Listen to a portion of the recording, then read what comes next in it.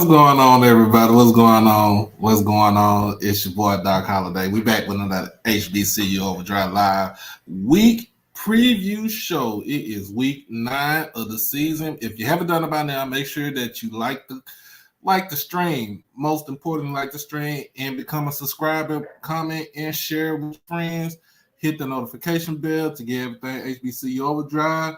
What's going on, my guy? What's going on? What's going on? Oh, hold on.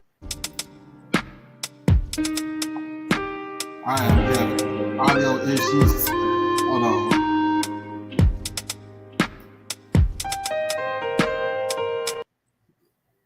Hold on. I'm having audio issues, y'all, so I'm tripping. What up, Jonathan? What's going on, man? What's going on? Welcome to the show. Welcome to the show. Sorry about that, y'all. I try to control everything right there. If you haven't done it by now, make sure that you like the stream. Make sure that you comment, share the channel, and subscribe to the channel. Also, make sure you hit the notification bell to get everything HBCU OverDrive. Man, it's been one of those days. Really didn't want to do too much of anything, but it's Thursday, man. So it is week 9 of the season. I cannot believe that it is week 9 of the season, y'all.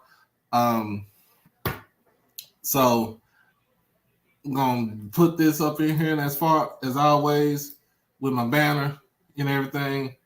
So it's the week 9 preview. Y'all already know what's going on. What up, Ed? What up, Ed? What's going on, man? Make sure y'all tell everybody to tune in to the show tonight. We're going to get into these game previews, and I'm kind of going through watching some games right now, but it's all good. But y'all already know what it is. Y'all know what the game of the week is. The game of the week this week is Jackson State versus Southern. Boombox Classic. That is the game of the week. Game of the week. Ain't no other game that's gonna compare to that game right there, because why? It's basically on a national stage, y'all. It is on a national stage. When I'm talking about national, I mean national. They already have college game day. Desmond Howard came into Jackson on Monday, so he met with Prime, met with Shador, met with Shiloh, met with most of the coaching staff and everything, met with the whole team. So he was in Jackson. He's been in Jackson since Monday. The game day bus rode through this afternoon.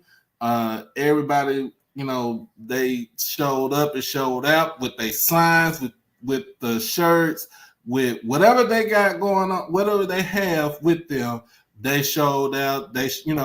We show how we can represent Jackson State and the city of Jackson all at the same time. And let's not forget about Southern. We hate each other. Y'all know that.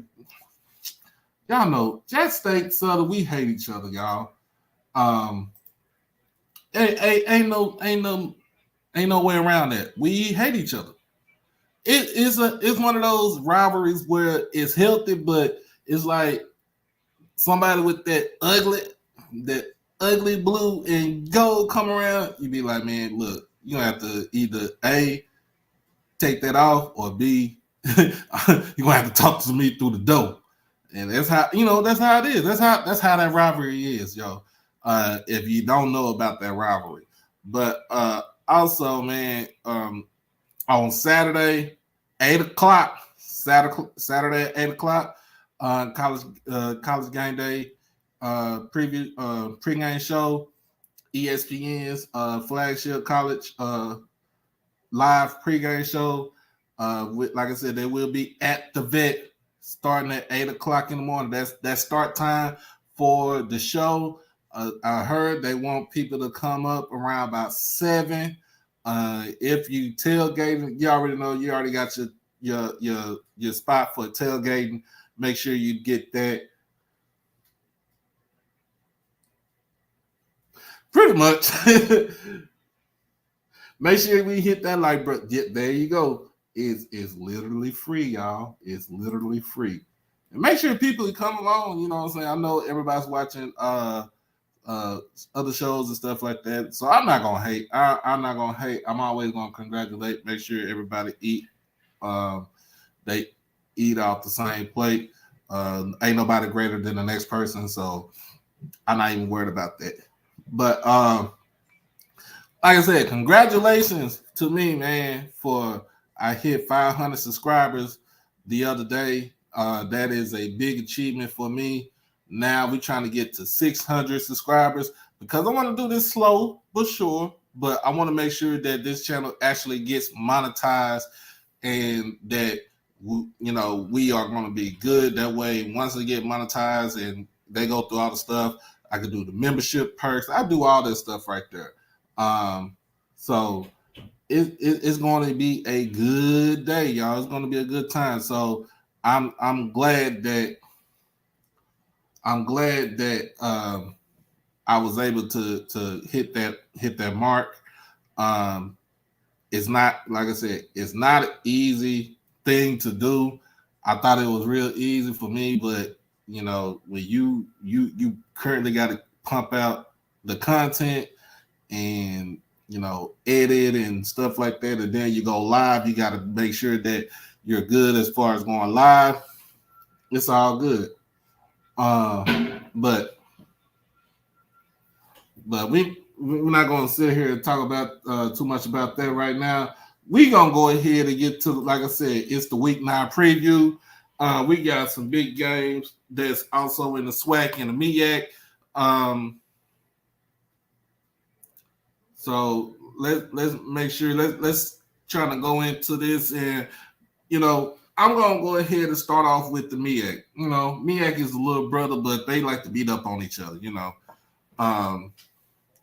So, man, the first game of the for today is South Carolina State versus Morgan State. That is at 11 o'clock kickoff Eastern on ESPN Plus. So, well, my whole thing about this, about SC State is going to, my whole thing about South Carolina State is which team is going to show up. Is it going to be the team that actually beat Jackson State in the Celebration Bowl, or is it going to be the team that does not have somewhat of a quarterback and not whatever, enough of a running game either? What type of team is this? This is more of a Jekyll and Hyde team to me, y'all.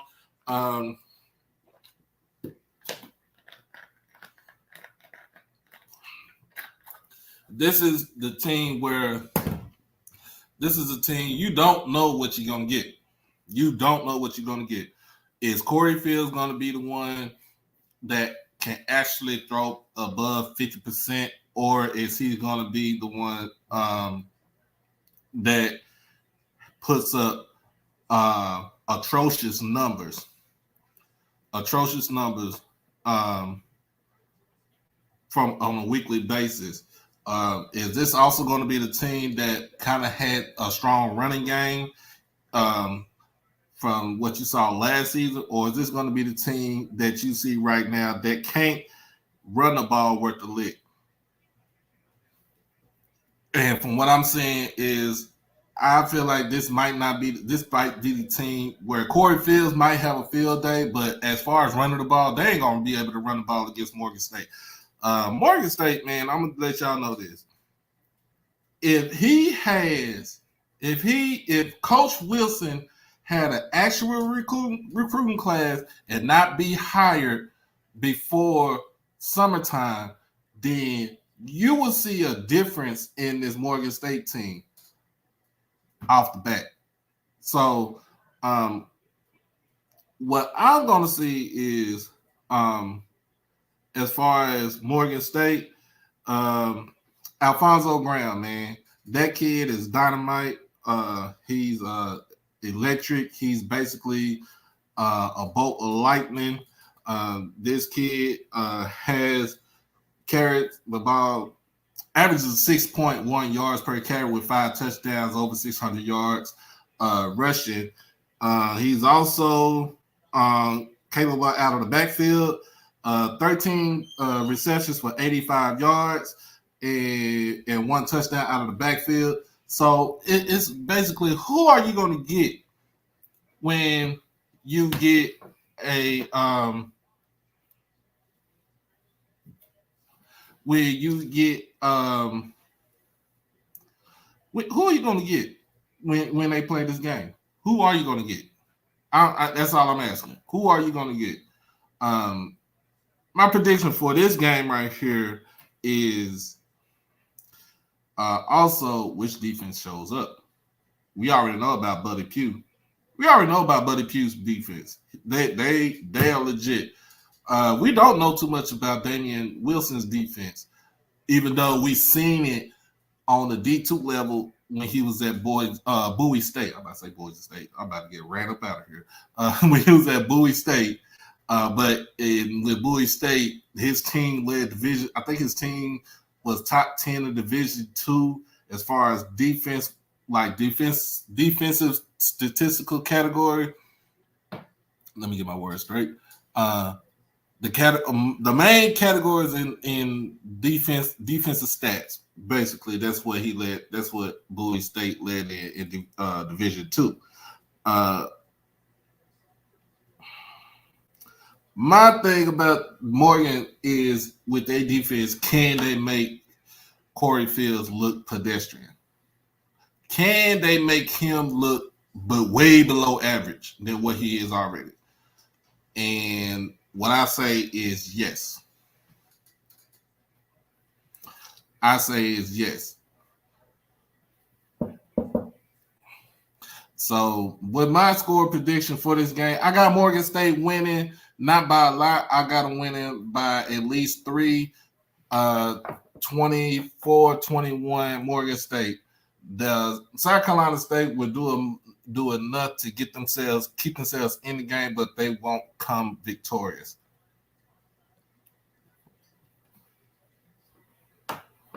But also, so that's basically what my score is. I have to excuse me. Fatherly duties. But next on the list. Now, if I already said this, I've said this a million times. I've said this too many times. I will not bet on Howard ever again, but I will make a score prediction for them. Now, what team shows up for Howard? What quarterback shows up for Howard? Let's see. Last week, Howard came in. I think they won. They won the game against Delaware State, convincing fashion, 35-17, man. My whole thing is, where was this production early in the season? Where was this production when it actually counted? Don't know. I don't know how they actually beat Delaware State, because it's hard to beat Delaware State. If you really think about it, Delaware State is like that. They have the most stingiest defense in all of MEAC football. Like they don't give up anything. Like literally, they don't give anything up. And I'm trying to figure out how the heck that Howard pull off that win against Delaware State. Other than the fact that Delaware State don't really have too much of an offense. But we're not going to talk about that. Howard. Okay. My whole thing is Quentin Williams. You got benched the last game against Harvard. Even though they didn't come out victorious during that game, you saw something totally different when you put Jalen Tolbert into the game, and you seen what he can do. He can spin the ball. Don't get me wrong. He can spin the ball better, with the best of them. You see this stat line: 19, 26, 207, 2 touchdowns, but costly 2 interceptions. So he was able to move the ball. Harvard just jumped out on him early. Now, Quentin Williams started the last game against Dale State. His stat line is basically 11 for 17, 110, 2 touchdowns, and 0 interceptions. That's the biggest thing about Howard with Quentin Williams is the interceptions, is the turnovers. What can they do? How can they basically limit the turnover? What you can't do is you can actually hand the ball off to your running back. Okay, you can actually hand the ball off to your running back, and you got a stable of running backs to choose from if you really think about it. You have plenty of running backs to choose from. You do Quentin Williams. You do not have to be the hero for the team. This is a team sport. I still say you need to learn how to read progressions. You need to learn how to read check downs because, yes, you do throw a pretty deep ball, but you are horrible when it comes to checking down on anything that's 5 yards from the line of scrimmage. All right. You do not check down. You really don't throw to the running backs. That's something that you have to change to get to be able to actually try to move the ball. Y'all can move the ball. Excuse me. Howard can move the ball. They can move the ball. Also, I have a thing about Howard is your play calling and your adjustments. You are horrible when it comes to in-game adjustments. You're horrible when it comes to adjustments at halftime. You don't do that. You don't capitalize on in-game adjustments and first half adjustments and second half adjustments. You don't do that. You're basically stick to what we do, stick to what we know, and we're going to beat this team no matter what. Hold on, let me see. Man, he hasn't decided what school he's gonna go to. He hasn't decided where he's gonna go to, but I'm gonna reach out to him probably in the next couple of weeks. He said he want to try to do it before before December. So we'll see. We'll see what happens. And pretty much I have him on what I respect my nerves. What's going on, man? What's going on? But like I said, Howard, I'm not really gonna bet on like that. But we're gonna talk the team, Norfolk State. Norfolk State had a bye week last week. Last game they played, Delaware State put 28 on them, beat them by 21, 28-7. And this is kind of strange coming from you just beat Morgan State 2-3 weeks ago. And you beat them, I don't want to say convincingly, but you actually did beat them, soundly. Okay, you jumped out with the lead, which is 17-point lead, and then Morgan tried to come back and make it a game, and everybody know what happened at the end. Delaware State, on the other hand, don't know what happened, man. Y'all, it's like this is another Jekyll and Hyde team, basically that people would talk about. Norfolk State, Otto Kuhn, like I said, I think he's a freshman, if I'm not mistaken, he's a sophomore. It's something about him where he has a tendency to turn the ball over. He's more like he's similar to Quentin Williams. He has similarity to Quentin Williams where he has a tendency to turn the ball over, basically interceptions. When we're talking about a Dawson Odom's-led team where he basically known for running the football and playing good, sound defense. That hasn't been the case this season for Norfolk State. They are pretty much dead last in rushing as a team rushing as a team as a whole. They are next to last, excuse me, in passing as a team. So I'm gonna get to my prediction. I said I want to do this, but I'm gonna do it now. It's a preview show. Howard is gonna come with the W. Not by a lot. I say by 7. 28-21. Norfolk State is going to turn the ball over at some point in time, probably in the second half or probably in the first half, where Howard jumps on it and get the opportunity to either score touchdowns or get field goals. It all depends on how they do the play calling. But I do have Howard going to win this game. Like I said, I don't really bet on Howard after what they did early in the season at the MEAC Swac Challenge, but I'm going to make my prediction. Howard would win this coming Saturday, 28-21. Norfolk State is going to go back, go on another 2-3 game losing streak. I don't see them doing anything in the MEAC this season, so I see them doing something for next season. Last game on the list for the MEAC, North Carolina Central versus Delaware State.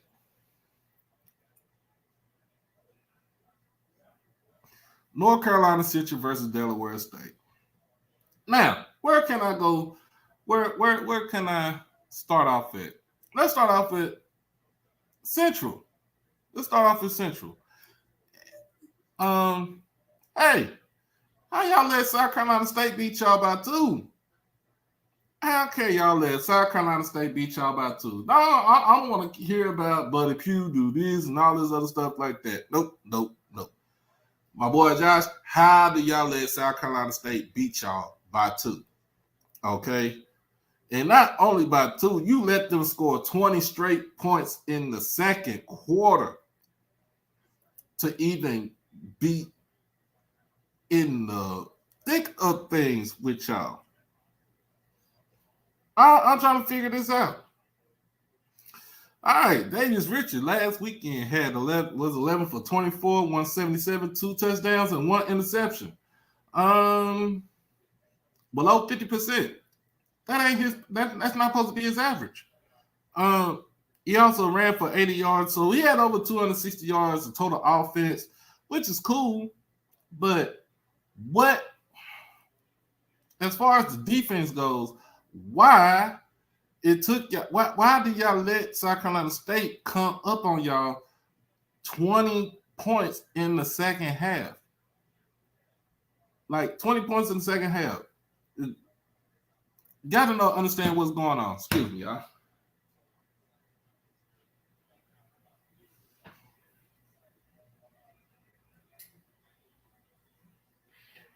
It is. It's a flip of the coin. Like, who gonna win this? Who gonna win this conference? Who is gonna win this conference? Like, y'all beat up on each other. Who's gonna win this conference? I don't know who's gonna win this conference, y'all. But we already talked about Delaware State and their offensive deficiencies. Okay. Now they are dead last in passing. What up, Rusty? They are dead last. Delaware State is dead last in passing in the conference. They have a little sound running game as a team, as a whole. But they cannot generate no type of offense. It's hard for them to generate any type of offense. It's hard for them to even score on offense. They could get you on the defensive side of the ball, but it is very hard for them to score on the offensive side of the ball. That is a hard call, Ed. That is a hard call. But with this game right here, I feel like Davius Richard gonna go. He's gonna bounce back. He's gonna have a better game than what he did against South Carolina State. South Carolina State basically made him try to beat him with his arm instead of his legs. And as far as the defense goes, Central, you got to tighten up, especially during the second quarter of your games. You have to tighten that defense up. I want to see the Central that played Morgan State 2 Thursdays ago and destroyed them on ESPNU. That's the Central I want to see. I do not want to see the Central that stunk up the joint in the second quarter against South Carolina State, or the one that got railroaded by Campbell last month. All right, but I'm making a pimp decision, as you see. North Carolina Central is going to beat Delaware State. Not going to be by a lot. I say by 10. I take that back. I say about 17. 31-17 North Carolina Central. I still say Delaware State is not going to be able to move the ball, and they're not going to be able to score the type of points. So that is the Little Sisters of the Poor Conference, a.k.a. the MEAC Conference. So we're going to get into the big boys, the big dogs, the Swac. All right? So we're going to get into the Swac. And first game on the list is Bethune-Cookman versus PV. All right, now Livy's going to go ahead and get it started. PV is at full strength. They came out with a convincing win last week against Lamar. It was Lamar. Lamar didn't have nothing to play for. Lamar had nothing to play for. It is like, please, take us out of our misery so we can get to basketball season. That's what it was. That's how they felt. So Prairie View handled them, it defeated them soundly, handled them, put a 50 burger on it. All right. 54-21. Trayvon Conley, his percentage accuracy is improving better. He's getting there better. He was 15-21, 179, 2 touchdowns. And the best thing about it, he has 0 interceptions. All right. Also, as a team, these boys ran for 400 yards as a team with Jaden Stewart running for 141 yards on 9 carries. This man averaged almost 16 yards a carry and had 1 touchdown. His longest run was 56 yards. He took that to the house, y'all. Second on the list was Conley with 119 yards. 119 yards rushing on 12 carries, almost 10 yards a clip with 3 rushing touchdowns. So my guy had almost 300 yards of total offense with 5 touchdowns. Sounds like somebody that we know that's supposed to be doing that this year, i.e. Andrew Body. All right. And then the other running back, Antoine, he had 100 yards on 7 carries, 14.3 yards per carry with 1 touchdown. So these boys were running all over the place. As a team, they ran for 401 yards on 44 carries at a 9.1 yards per average clip with 6 rushing touchdowns. I don't know if you'll be able to do that against Bethune, but Bethune is not. They do have a sound rush defense. In fact, let me go on to the Swac page, y'all. So this is what I do. I go on to the Swac page and I kind of go through and see where everybody is as far as team stats go.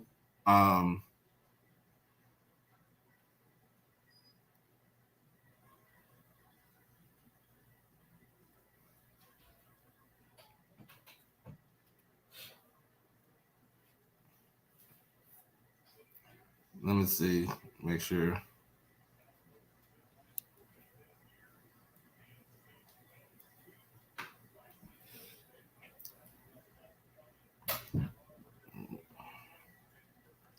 So team stats, defense. Let's see where Bethune is. Actually, Bethune is dead last, almost second to last in sacks against. They're third in interceptions, so they are ball hawks. Yeah, Lamar got that business put on him, bro. Lamar got the business put on him. Bethune-Cookman are ball hawks, so they have 8 interceptions in 7 games.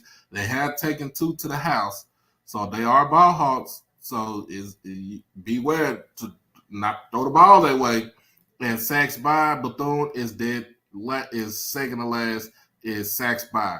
Sacks by basically sacks by other team. Sacks by them, sacks against is them giving up sacks as far as a team. So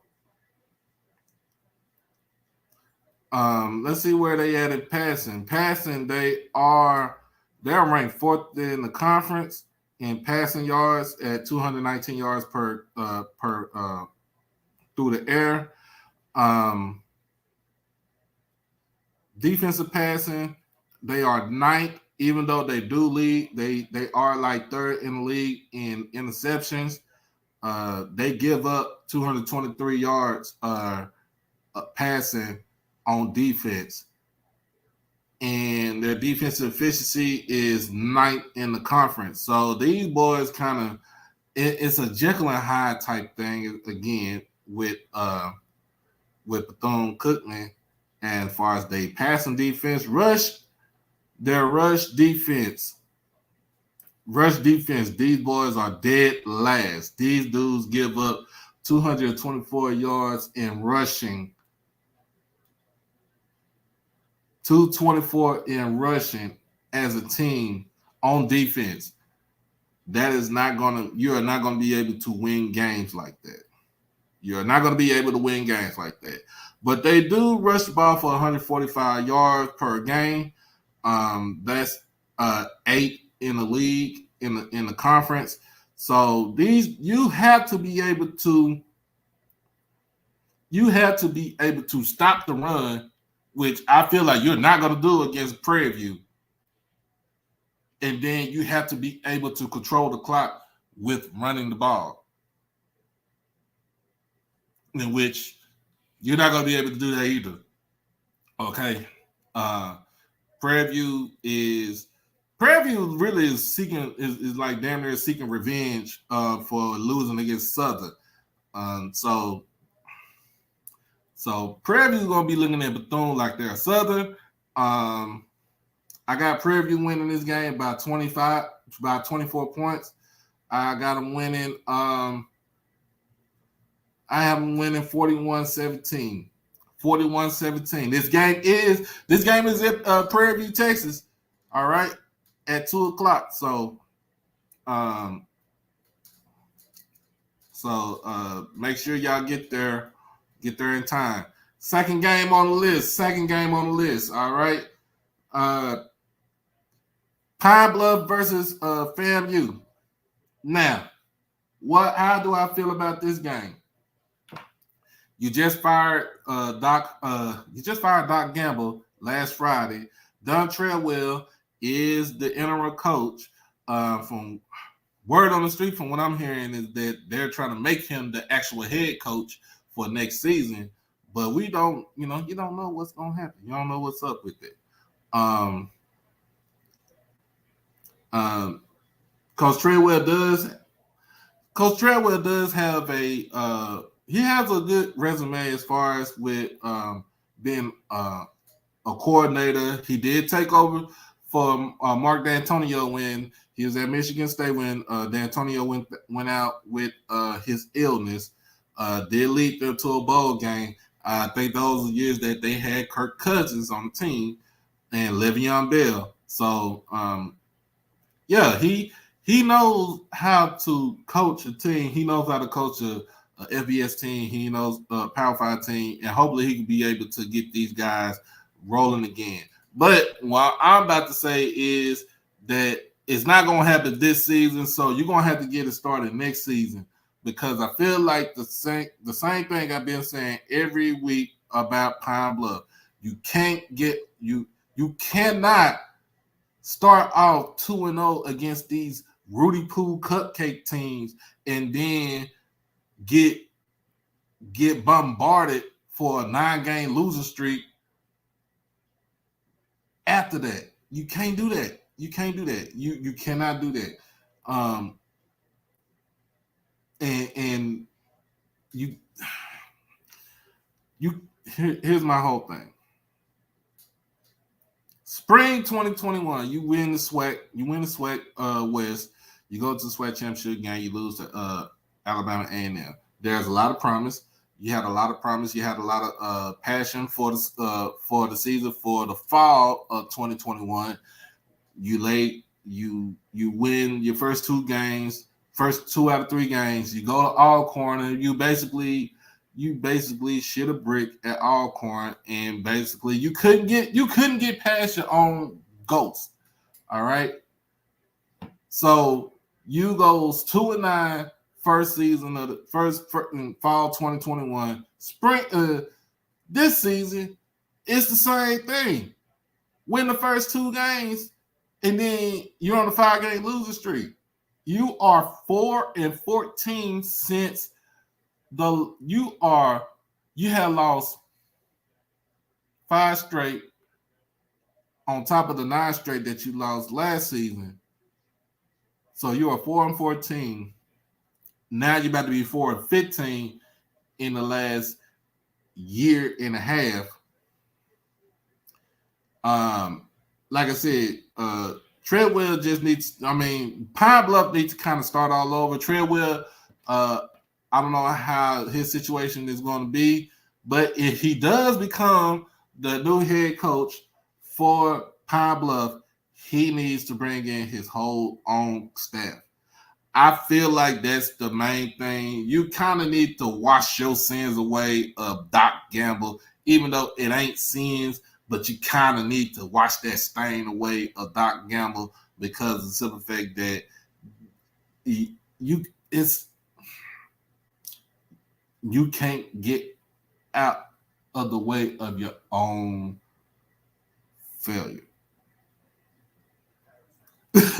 Come on, jump on in, Sean, man. Womp.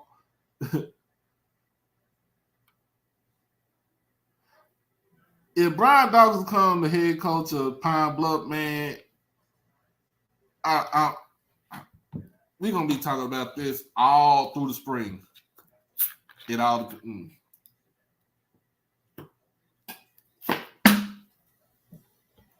But I'm gonna just tell you like this: Pine Bluff just need to get out of their own shadow of failure and start anew. That's all they need to do.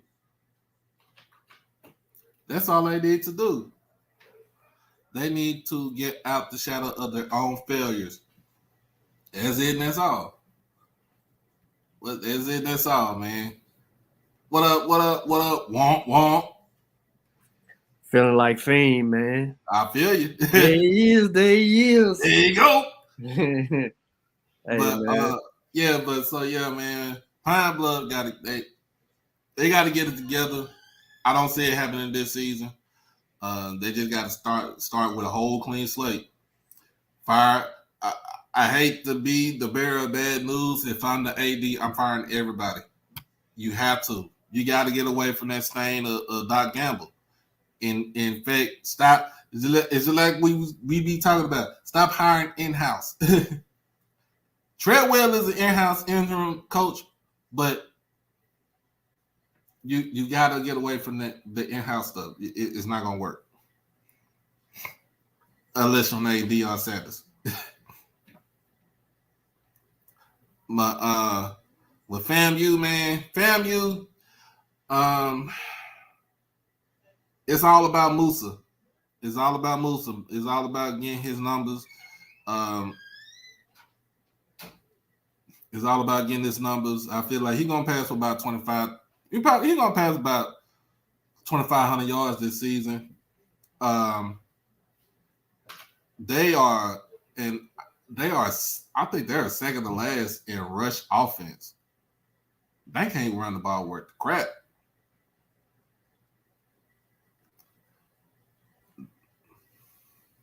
What's going on, Brian? I'm gonna jump in. Like they can't run the ball worth the crap. I'm sorry. I'm sorry, fam. You have no running game. You have none whatsoever. But with this game right here, it's your homecoming, and y'all. I know y'all not gonna lose your homecoming. Yeah, come on, y'all at Bragg. So I got FAMU winning this game this weekend. I got them winning. I would say big, probably like 45, 20. 45-20. They'll probably spot Pine Bluff a couple of points here and there, but I got them winning big. I got FAMU winning big 45-20.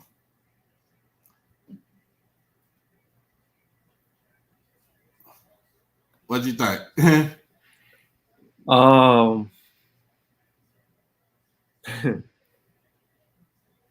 I think FAMU is not going to lose at home.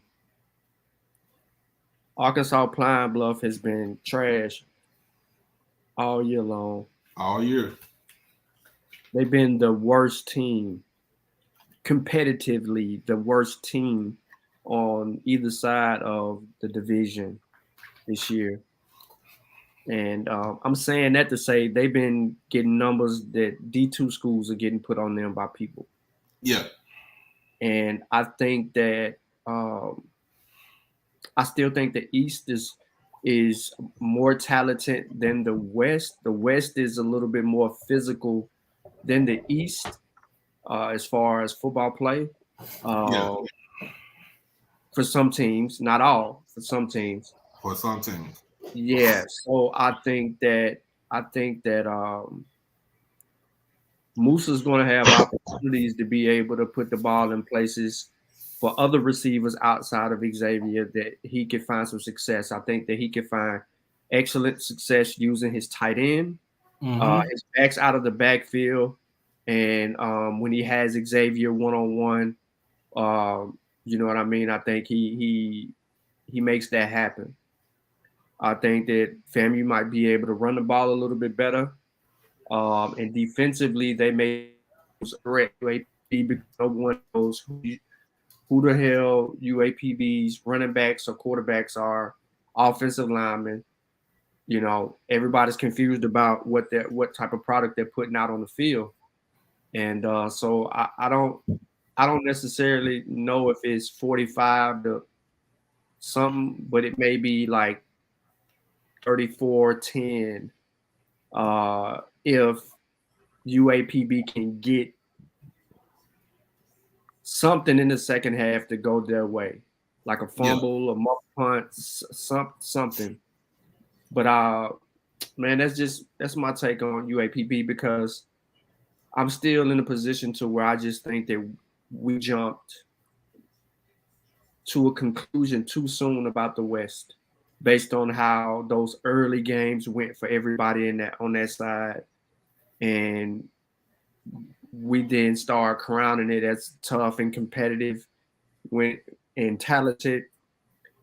When all in all, they're just picturing. Yeah, what you think, Brian? Well, I have to agree there with Sean because at the beginning of the year, just for the outlook with everything that was being done in the West, you know what I mean? I understand with the new coaching with the Coach Jackson, I thought Grambling would be a lot better than what they would be are right at this present moment. You know what I mean? I guess interchanging of quarterbacks, not settling on a quarterback, and so that's probably a little disruptive to the team because there's no fluidity. And I was looking, Sean, you're gonna like this one, Sean. I was watching Southern. Just to go back, I was looking at them playing the team in Virginia.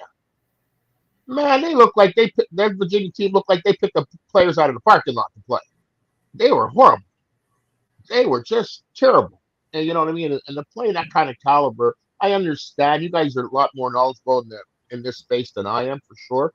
But I understand they got to play lower teams. But that's one thing I think, in just my opinion, that HBCU has to elevate the play. You know what I mean? Because you got some really good teams like, FAMU. Okay, even though JSU beat the brakes off them, but FAMU's going to win all the game. I think they're going to win out. Even though Valley hasn't won a game, but at least they played with some heart. There's Alabama State play with some heart. A&M is going to, you know what I mean? That coach, we all know. He only goes to win Swac games. That's it. Yeah, that's right. Yeah, you're 100%. And he has been winning Swac games, and he has been winning Swac games. But the thing is, just some of the other watching Southern play that team, it was terrible. It was a terrible visual. I think FAMU's is going to beat the brakes off of UAPB anyways. Yeah. And Musa has to stay consistent because he is a good quarterback. But when sometimes he's a little inconsistencies where he's trying to do a little bit too much. Like you said, he's always trying to hit that same receiver instead of like using the tight ends or coming out the back. They do much better. And that's what even like other teams, I find in Swac, we don't use the tight ends as much as we should use our tight ends. Yeah, but with FAMU, man, is either X-Man or Sharif. Nobody else. That's the only two that he will focus on. So he got to be able to read progressions.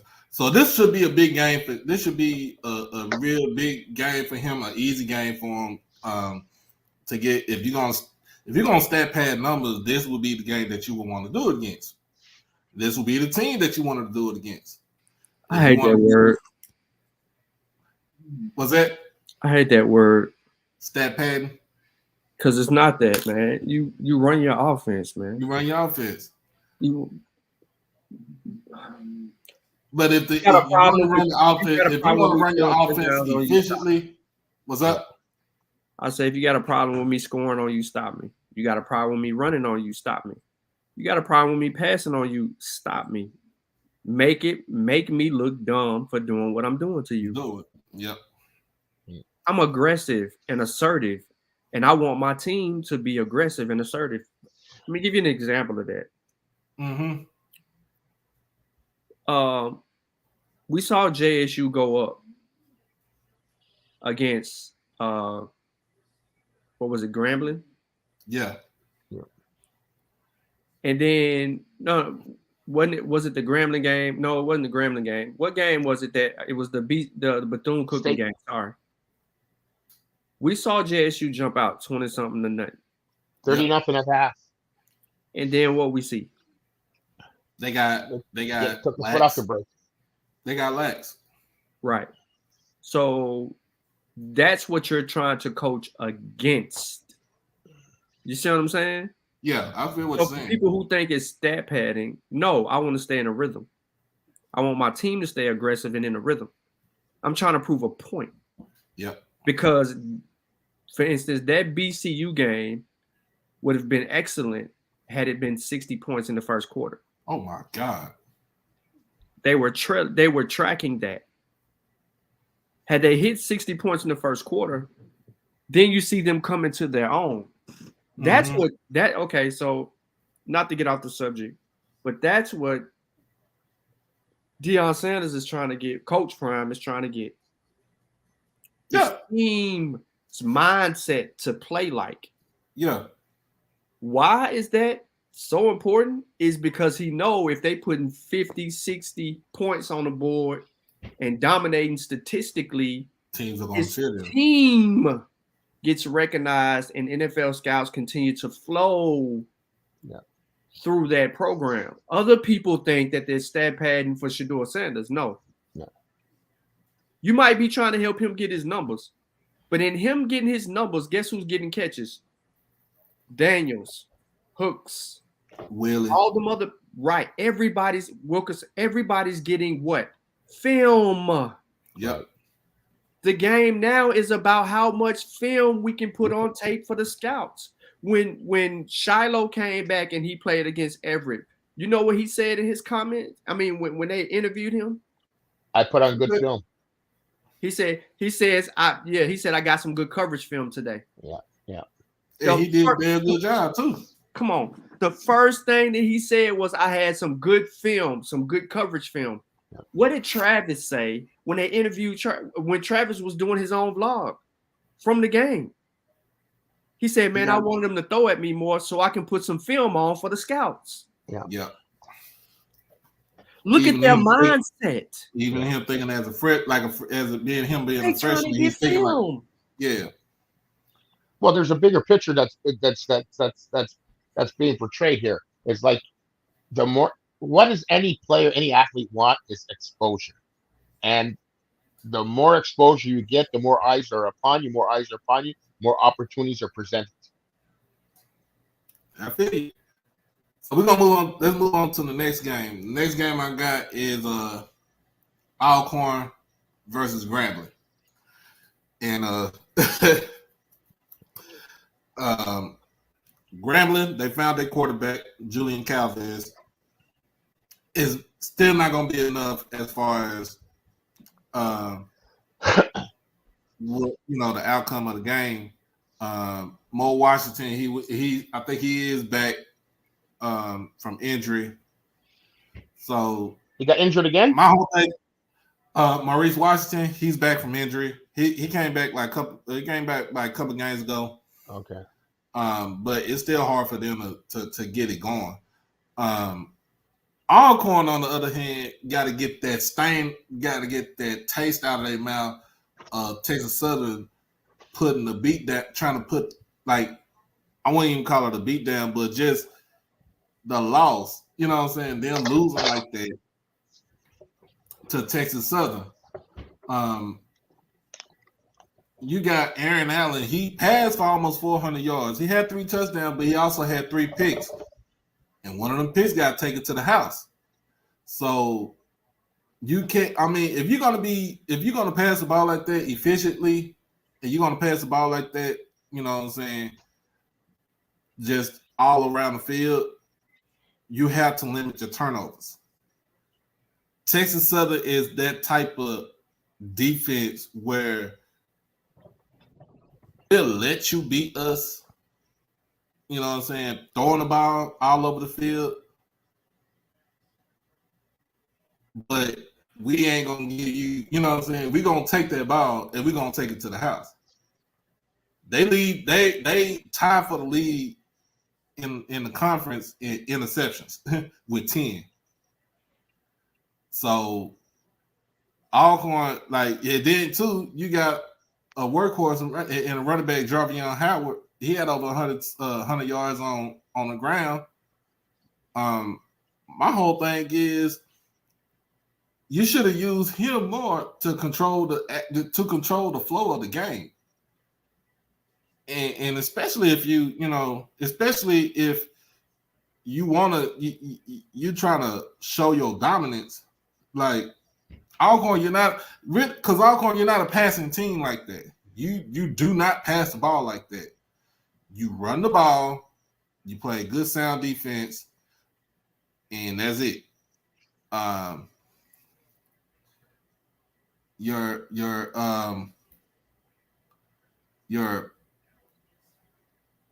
rushing defense, like your special teams is horrible. Your special teams is horrible. Your offensive line is light in the butt.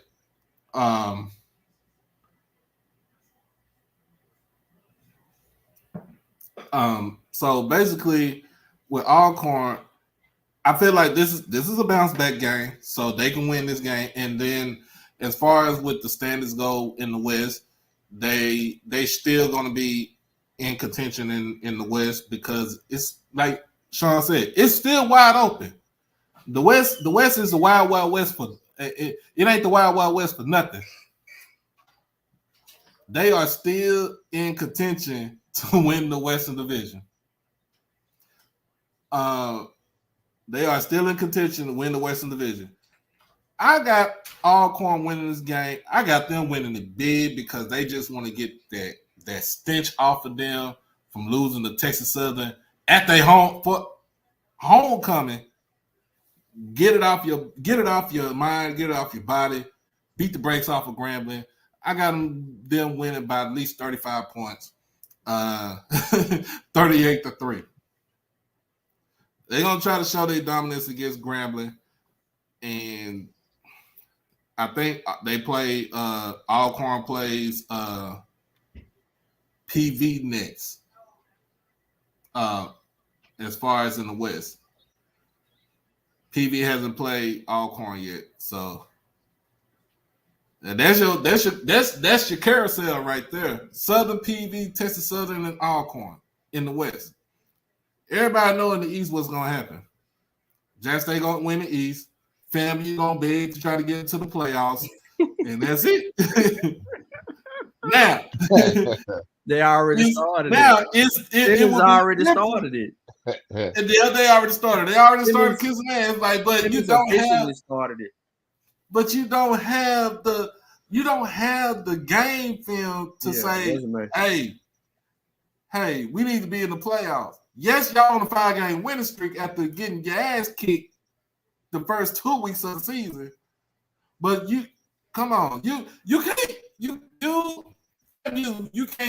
tell me, oh, yeah, we beat Grambling, but you only beat them by 6. It should have been more. Either that or you should have lost the damn game. Yeah.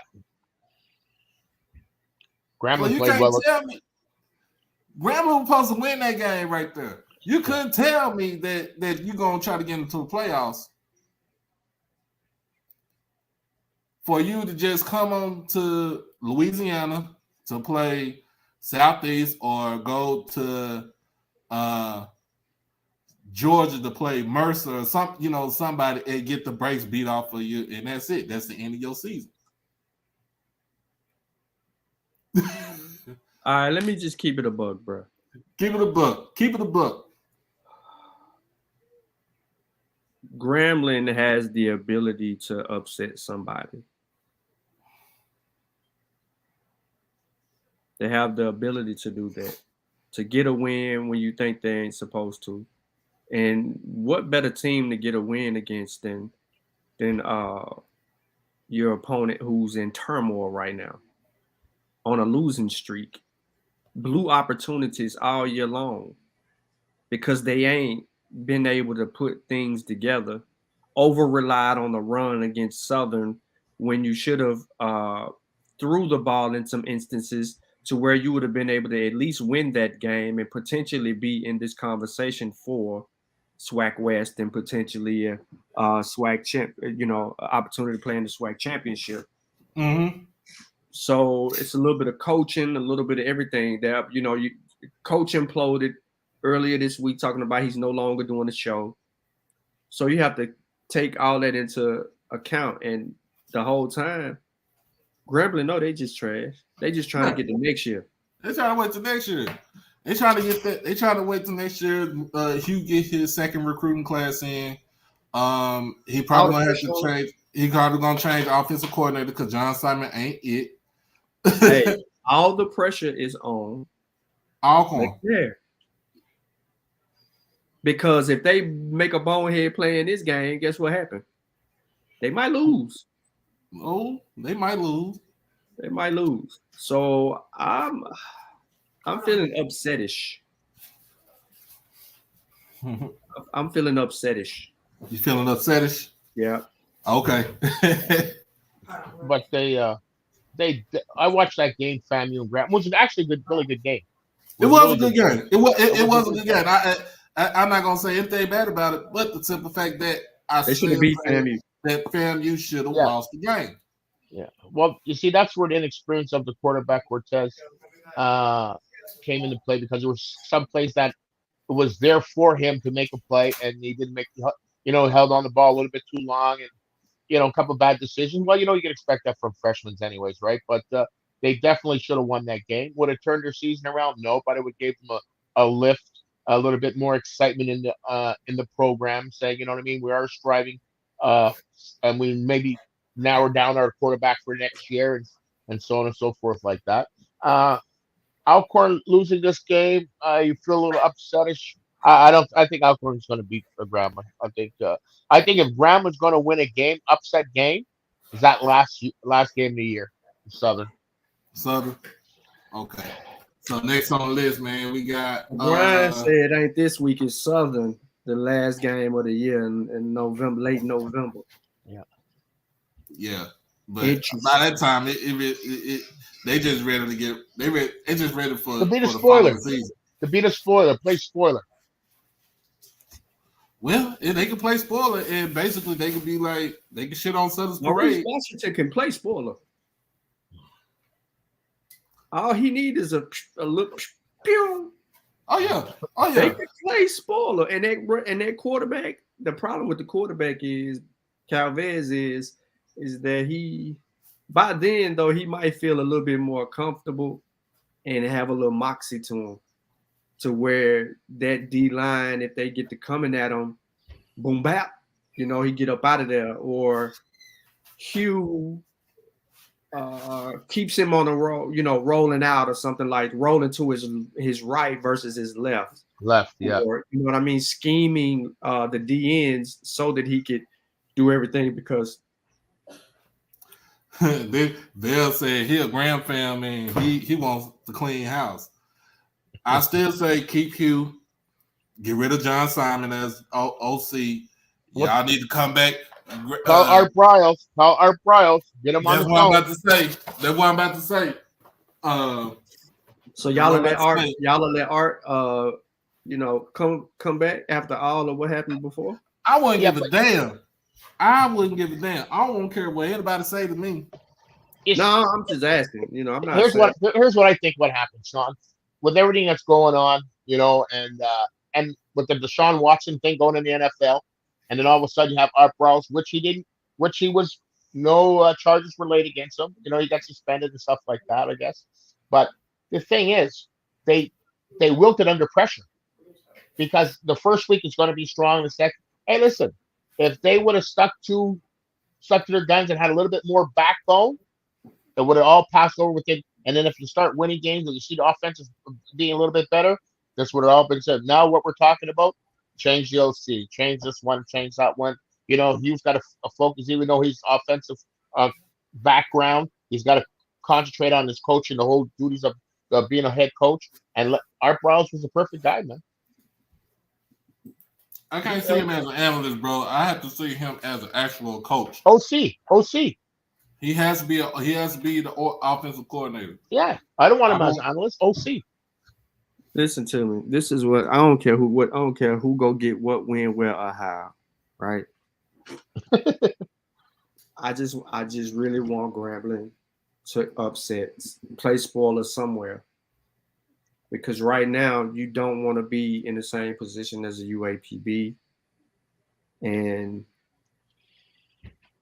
who does not to get ahead too far, but is Alabama A&M still on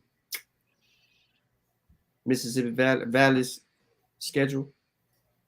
I can check and see because that's the next game I'm gonna go into. Well, that's the second to last game I'm going to. Okay, well, when you move on, whenever you move on. So we're gonna get it. This is homecoming for Texas Southern right now. Oh my gosh! They play in Lincoln, California. NAIA school out of Oakland, California. I ain't really gonna predict this. All I just know is this is just a tune-up game for next Saturday. I'm gonna see you there, buddy. I'm gonna see you there. This is the tune-up game for next Saturday. This is my second time seeing Andrew Body against JSU. Second time? This is gonna be my second time seeing Body against JSU. Oh yeah, we're gonna be in the house then, bro. Because I'm definitely gonna be down there next I week. know you're gonna be there. I'm gonna give me a ticket and walk around. There ain't gonna be nothing about it. Everybody gonna be in blue. If they will, I don't know. I can't say. I ain't gonna even say anything about the Bruh, attendance. come on, man. You know in that stadium. I'm not gonna say nothing about the attendance for Texas Southern. Because I know some of my fraternity brothers, they're like, shoot, they don't have them. They only come to the game for homecoming. That's it. So you know, and they live in Houston. hey, I'm there. The reason that I'm there is because our buddy talked up this cornerback, and I really don't think he all that, but he seems to think that he all that. So we're gonna see. Talking about Amani Harris or the other one. Both cornerbacks. Then he seen, he think, Andrew got it made, but Andrew was about to deal with something that he didn't deal with even last year.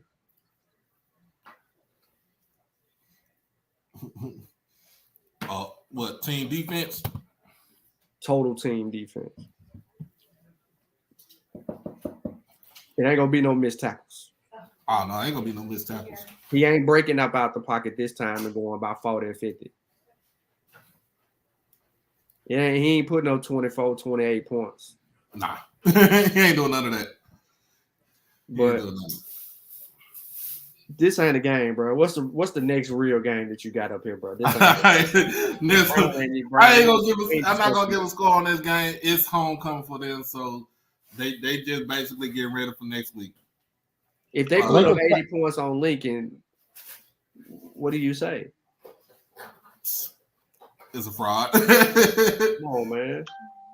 Southern did that junk, man, and they getting all this pub about being the second best team and statistically and yada yada. That ain't even right. All right, next game on the list. It's the Magic City Classic. Birmingham's about to turn up. Bama State. All depends on who gonna be quarterback for A&M. By 10. By 10. A&M quarterback gonna throw at least 2-3 picks, and he ain't gonna get pulled.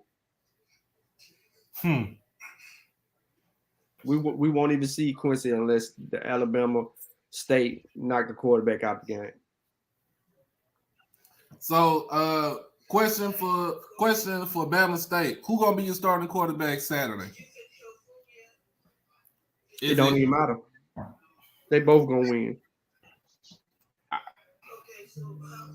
I have to see. I don't know none of this. These people that went out there talking about they went out there and got all this talent, all these 4 stars, and all these recruits and transfers for their programs. What's Coach Maynard say? We can get 4-star, 5 stars too. I ain't gonna tell him the coach. He ain't got no 5 stars. He would have got a couple 4 stars, and he stripped his whole defense too. He stripped his whole defense. Bro, what happened to the quarterback from Miami? Where'd he go? He retired. He retired because of mental health. That's what happened. And one of them other quarterbacks moved the receiver, didn't it? Moved the receiver. Yep. And the defense gave up how many yards to UAPB? We talking about the Classic, so let's get into some stats. How many yards did what was that game like for A&M and UAPB? Let's just take a look. Yeah, let's take a look. You talking about that game right there? That was supposed to be in St. Louis. A&M. Yeah, they should have lost that game. Yeah, they should have lost that game. And Skylar Prairie didn't even play. Can you give us the statistics, please? 8-14 for Edwards. He was the quarterback. 8-14, 39 yards, 2 picks. He didn't throw a touchdown. But Britton had 277 yards rushing and 4 touchdowns in that game. What was the total offensive passing yards and total rushing? Man, they had over 330 yards total. Who had over 330 yards total? That was Pine Bluff. Against the Alabama A&M defense, is that correct? that against the Alabama A&M defense. They got ripped to shreds. They got ripped to shreds running the ball. They had no run stop. They had no run defense. And what was the score? 34-31. In fact, it was 24-17 at halftime. And Pine Bluff tried to make a late push, even though A&M scored 14 points in the second quarter because they was already up 14-10. And I think Pine Bluff was going for a touch. They were getting ready to go for a touchdown, but they ended up kicking a field goal. They beat the Pine Bluff beat themselves in that second quarter. They was going moving the ball down the field to go for the touchdown. They shot themselves in the foot. They kicked the field goal. Let's just say if they would have scored instead of kicking that field goal and scored that touchdown, it'd have been a whole different game right there. It'd have been a whole different ball game right there. Hey, let me get off the subject and then back on the subject real quick. So, have you seen the freestyle by the Baby on Funk Flex? Nah. He called himself Baby Prime Time. He should have played for JSU in his freestyle. Come on now. I'm saying that to say, because I seen what Mike put in the chat about as long as Prime is there, they ain't getting what they gonna think they getting. I say all of that to say, Mike, you have a great point right there. Mm-hmm. But because the coach has rappers throwing out JSU balls. Free publicity. Yep. What is JSU? Oh, Coach Prime, JSU. Oh man, let me tap in. Free publicity. Well, back to this shellacking that A&M is about to take. I really think that Bama State's defense will come to play. I mean, we all respect Bama State. They always have had a defense that's never been that ill. Right. But for some potential reason, I think that they have enough offense to win this game because the other side poses no threat to A&M's defense, especially if they're locked in and they treat this game like they did with Jackson State. That's the thing. If they can come out and be as competitive as they were defensively as Jackson State, which is what we can expect, they'll do well for themselves. But we've also seen where the expectation wasn't there. So if they play up to expectation, they should win this game by 10 points because they're going to be able to put A&M in positions to turn over the ball. It's just that simple, bro. A&M is Maynard is about to go on the streak in the other direction. Yeah, I feel with A&M as far as their schedule goes, man. Look, they'll lose to Bama State. Valley might sneak up on them. Never know because they're playing them in Valley. Okay, so they are playing Valley. See, I knew I hadn't seen that game yet, and the reason that I asked about that is because I think that's where Valley will get off the schneid and get their victory. Right. By playing tough football against an A&M team that doesn't pose any threat to them. Valley just can't beat themselves. Now, I don't know if they're going to get some suspensions or whatever the case may be, but hopefully they don't. But back to this game. Bama State by 10. Yeah, Bama State by 10. I'll take Bama State by 13. What you got, B? How you feeling? Tell the truth. You know, you know what? I don't only want to go with but I don't think Bama State's going to win. I really don't. Because I don't like him either. Yeah, you know what I mean. I really don't. You know what I mean. It's like it's a choice of, you know, do I want arsenic or do I want something else? It's a bad choice. But you know, just football wise, I think Coach Maynard got something. I just think he's you know what I mean.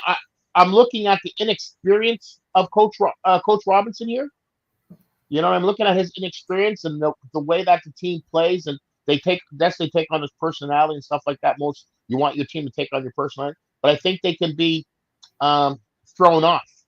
You know what I mean? I think they could get too hyped for this game. I'm going with Maynard. I'm going with Maynard by 3. All right. Last game on the list, even though I don't do this, Boombox Classic preview. You see my face? Yeah.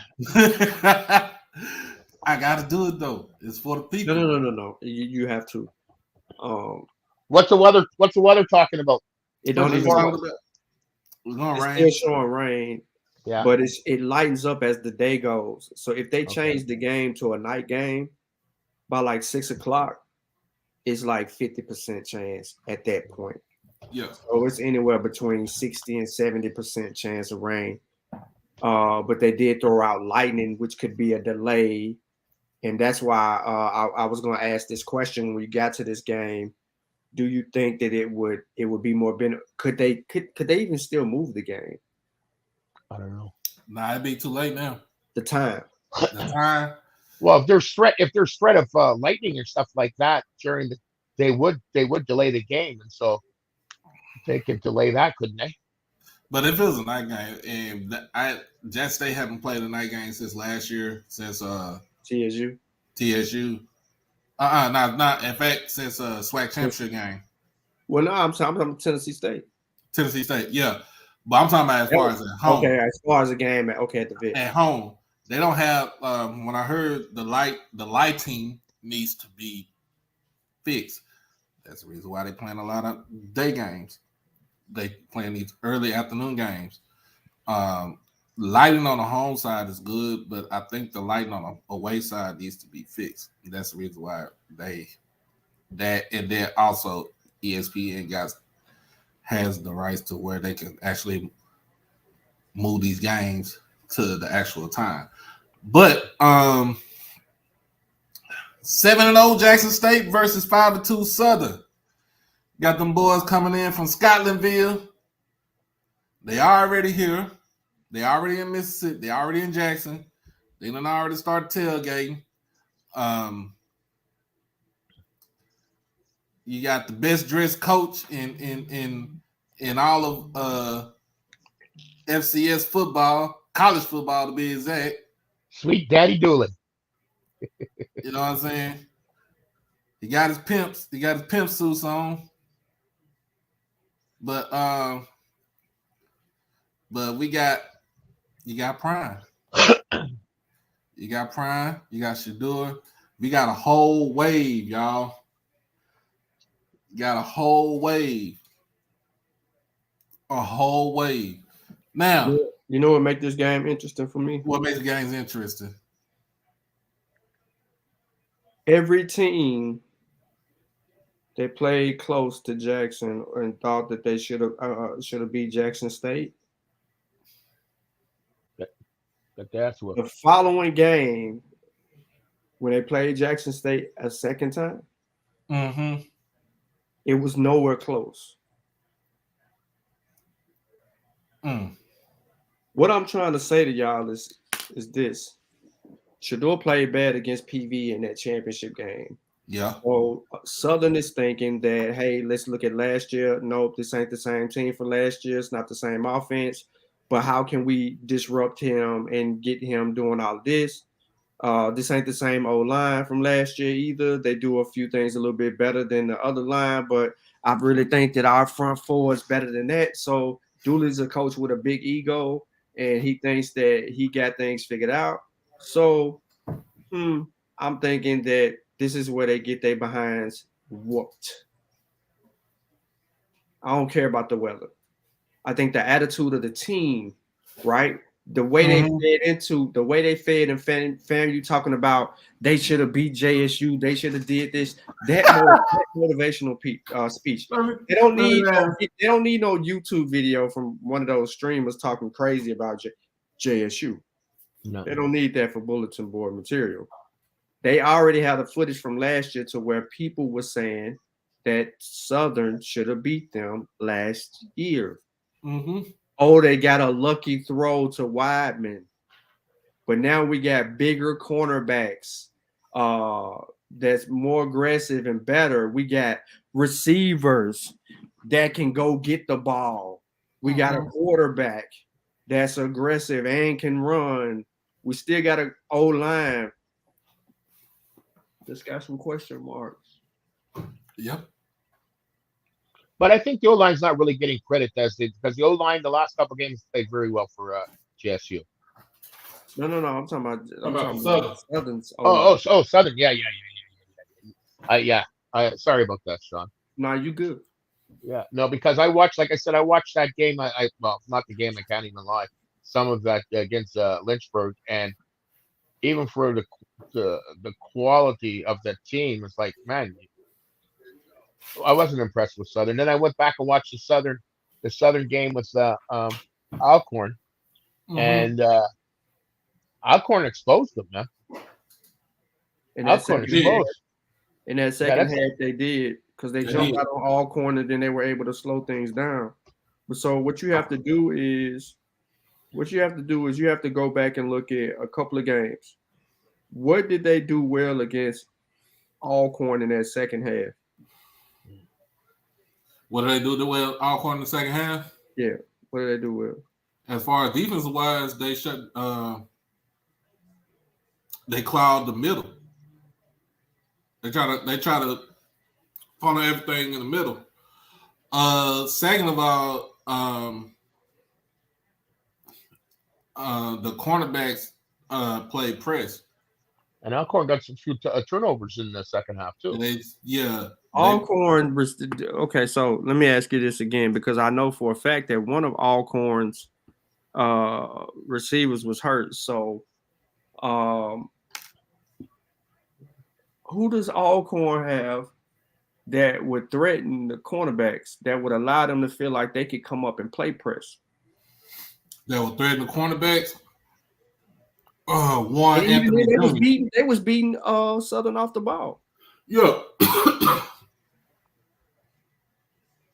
So, I mean, but the whole thing is Southern basically,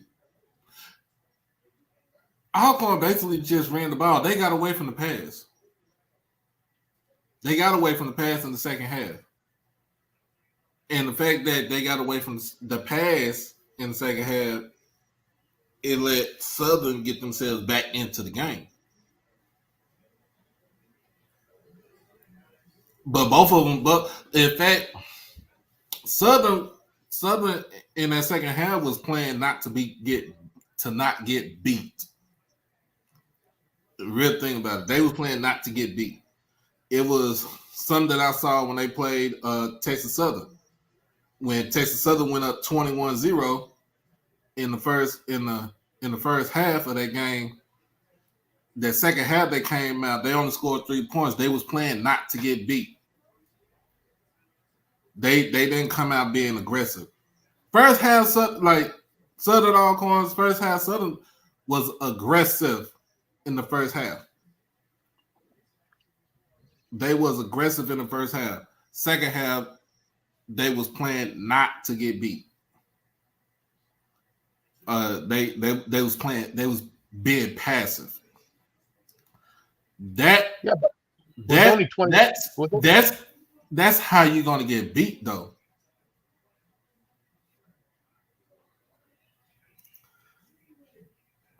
So that's my whole thing about it. They basically played not to get beat. And they held on for the win, only because Alcorn went for it on fourth. I think it was 4th and 2. Yeah. And the defense stopped them. And Alcorn had no timeouts left. You talking about that bad spot they got? That bad spot that they got. It was bad. It was that bad spot that they got. Alcorn went on 4th and 2. Had the first down, got a bad spot. They didn't have no timeouts left. It was like a minute and 30-some seconds left in the game. Game over. Game over. All Southern had to do was run the clock out.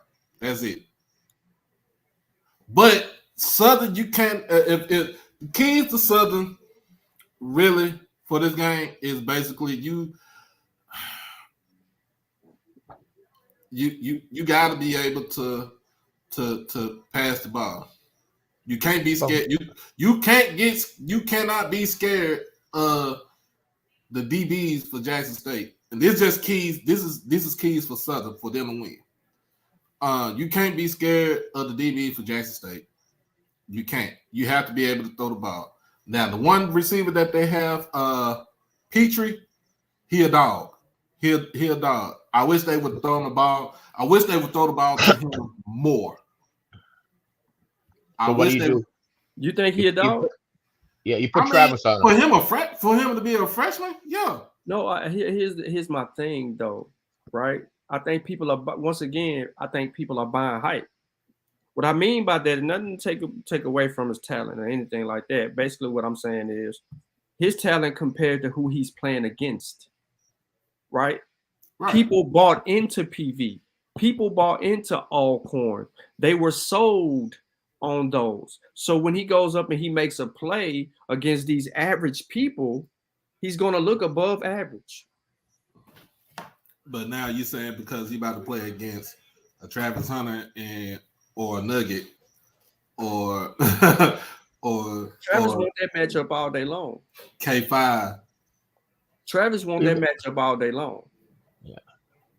He gonna get that matchup. I mean, the DBs want these matchups all day long. None of them are Malachi Wideman. None of them are Daniels. None of them are K3. They don't have that talent. So I'm not buying Petrie. I'm not buying that because when I watched that Alcorn game and I seen what dude was throwing the ball at, first of all, he had time. They was only running 4. They was only sending 4. Mm-hmm. He wasn't too rushed. They playing a weak zone. Yep. He throwing back shoulder, right? He throwing a back shoulder, but it's high. Mm-hmm. Because the DB ain't there, and dude just turning around and catching it and tiptoeing it and yada yada yada. He ain't doing nothing fantastic. So you telling me that you telling me that you're going into a game against a team that's giving up 190 total yards and averaging 4 to 5 sacks a game, and you gonna put all your. I'm not putting all my eggs in the basket with Petrie, but I'm just saying as far as that, you got to utilize him as far as be able to stay in the game. Oh, I got you. If that's your best player, you gotta go to him. If that's one of your best players, one of your best players, freshman running back is supposed to be running back. But again, it's against who? Alcorn. We don't know. Are we really putting too much into Alcorn, or they are who we thought they are? They just ended up with a running back that had a good 5 games. First 5 games. Yeah. And even Alcorn, their top running back there for Southern, he only had 92 yards on 16 carries against Alcorn. You know what I mean? And JSU is such a much better defense. And the thing is, last year we had a James Houston that, you know what I mean, got all the accolades and what you deserved. You know what I mean? And also you had what was the other guy's name here in the middle? He was the Antoine Owens. Antoine Owens, yes. You know what I mean? But I find that our defense this year is so much deeper. It's so much deeper. The front end, the back end, you know what I mean? The depth, the rotations are just so much better. And if you don't have any time, any quarterback can look real good when you got time. But when you don't have time, the matchups, and it's always about matchups. And most sports, in any sport, it's about matchups.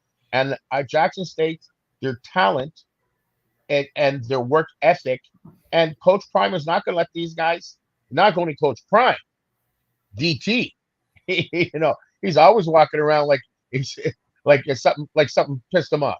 But they have a great DB. Even Bolin is playing great defensively as DB. Okay, what you see on the screen, Doc? I see. All right. What you see on the screen, Doc? So let's see. Let me look at it. All right. Alcorn in 3-man front. Look like almost like a 4-3 defense right there. I mean 3-4 defense.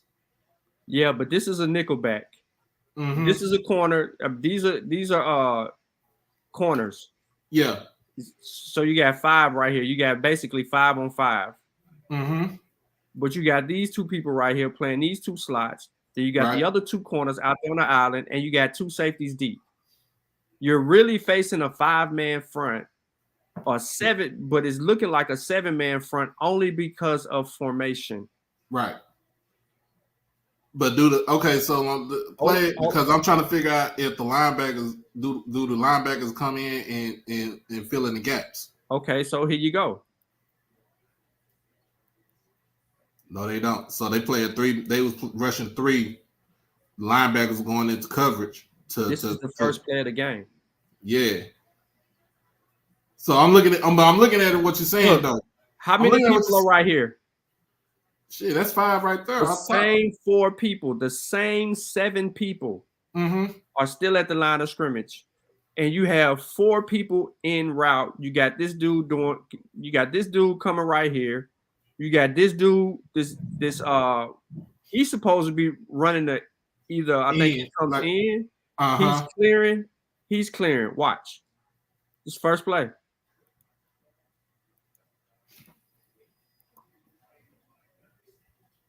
First play.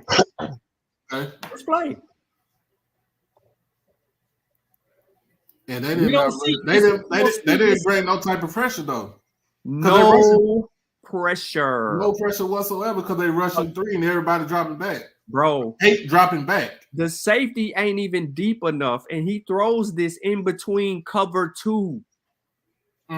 Look again. Watch where the cornerbacks stop. So he playing. Watch where the cornerback stop. He playing 10 yards out the ball. Watch where the ball at. Where the cornerback? The cornerback is basically right here. Hold on. Let me go ahead. My bad. Let me let it run. Watch the cornerbacks. Watch 14. He gonna disappear. And 11. 3-man front. Who is this guy? That's a safety. That's a safety. Got burnt. I mean, they didn't get burnt. This guy runs a post. Yeah. That's all he ran was a post. The cornerback stopped. The safety was stuck on the hash. He ran his route all the way to the safety. When the safety got wide, he broke inside. The ball is right there. Do you seriously think that JSU is going to come out with a 3-down lineman right here against this formation? And allow you to run a post? No. They are coming right now. You won't even know that they coming, and they damn sure ain't got their safeties way back here. And they damn sure ain't playing. Look how many yards off this receiver, this cornerback is. 1, okay. 15 yards off the ball. 2, 3, 4, 5, 6, 7. So let's look at him. Where he at? 1, 2, 3, 4, 5, 6, 7, 8 yards off the ball. And he turns and runs when the ball is snapped. Watch the bottom guy at the bottom of the screen. He out of there. You supposed to play, man. You playing zone. But where is he at? He disappeared out of the picture, though. So, no. Hold on. This is even worse. I don't know how I missed this. 14 is man-to-man on 89. Where the hell is the safety at that's over here? Look, let's count them. 3, 4. That's 7, 8, 9, 10. 11. Where is this safety this on this hash mark? So we looking for Waldo off the hash mark. Let me see if I can time this up. Look, He came on down. he came where?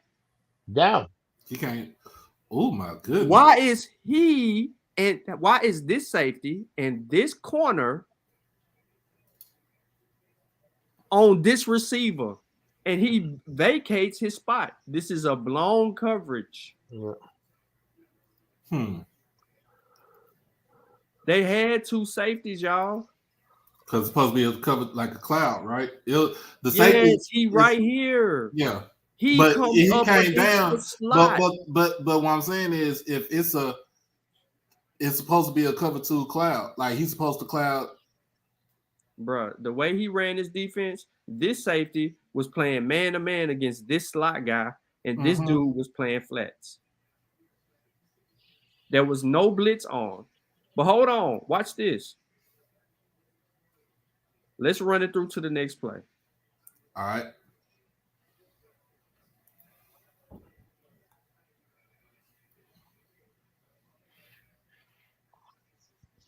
You're 8 yards off the ball and you still get beat.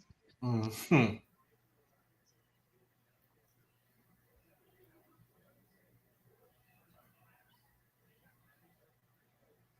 Oh, my bad.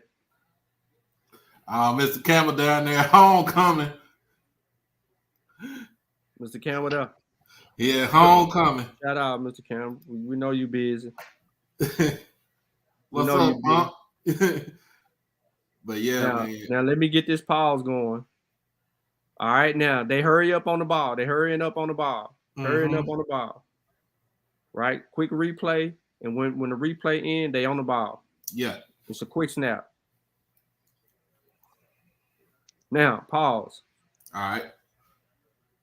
Look at the wide. defense again. 5 wide. Where is he at? Let's count. 1, 2, 3, 4, 5, 6, 7, 8, 9 yards off the ball. This dude is deeper than the safeties. Yeah. He 8 yards. He 9 yards off the ball. They're in trips. Now you got 3 down linemen against 1 linebacker. 5 on 4. They playing the dime defense right there. They are playing a stupid defense right here.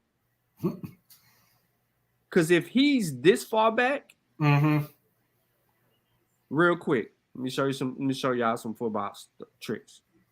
If he this far back, he might as well walk up. Yep. He might as well walk up. Because these two got now, if he comes up to just right, if he comes up to about right where this linebacker is, this linebacker can go back inside. It's 5 on 5. Mr. Campbell said they look like they playing a quarter zone defense. Yes. Yes, it is. But watch what happens when the ball moves.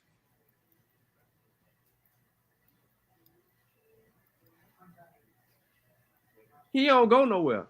Yeah. And he had the numbers. I would have threw the ball. Bro. I would not even threw the ball. I would have just ran. It's 5 on 3. It's 5 on 3 on the line. Yes. He had the numbers. Look, he had the numbers. But watch what happens. When the ball snap, watch where someone comes. They get penetration from one person. 51. Now, all right. I wanted to show y'all that real quick because a 3 down lineman on the second play gets penetration against their tackle.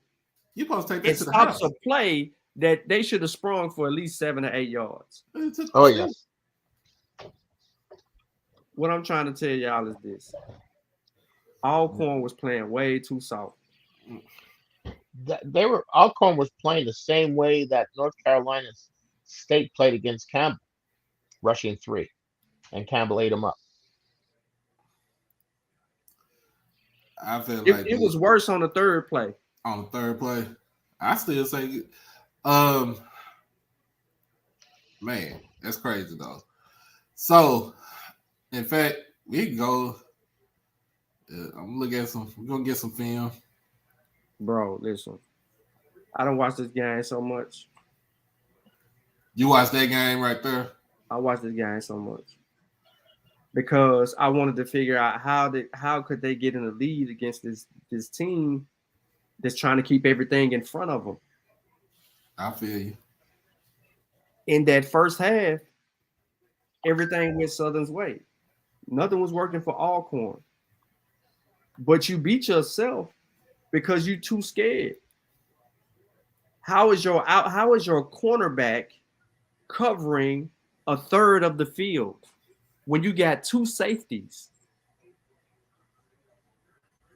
You got 3 down linemen, 2 linebackers, 6 DBs in the game, and you have a corner playing quarters. So let's look at what Campbell. Let's see what Campbell did with Jackson last week as far as the defense goes.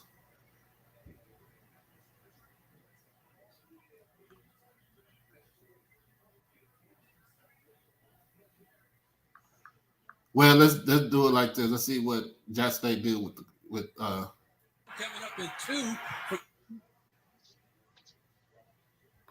And as far as you want the game, all you got to do is go to my channel. You know I got the whole game. I know you got the whole game. I'm just trying to.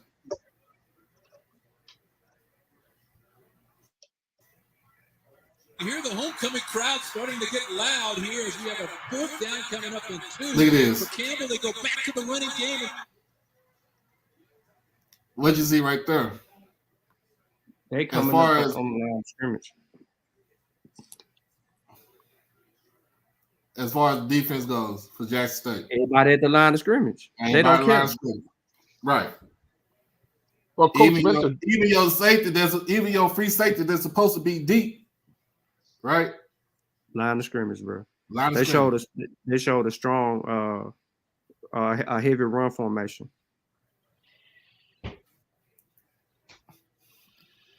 Then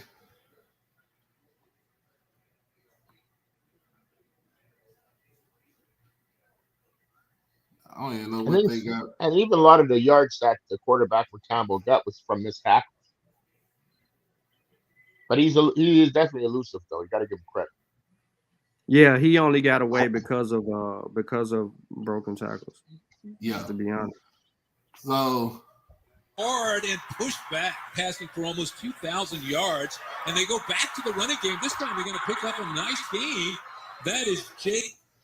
So on that one, as far as offense goes, as far as offensive wise, like we had to start. You got to start off. You had to start off hitting them in the mouth. This is like a power. Passing for almost 2,000. That was like a power. In a sense, it's an air raid system, but it's like a power formation.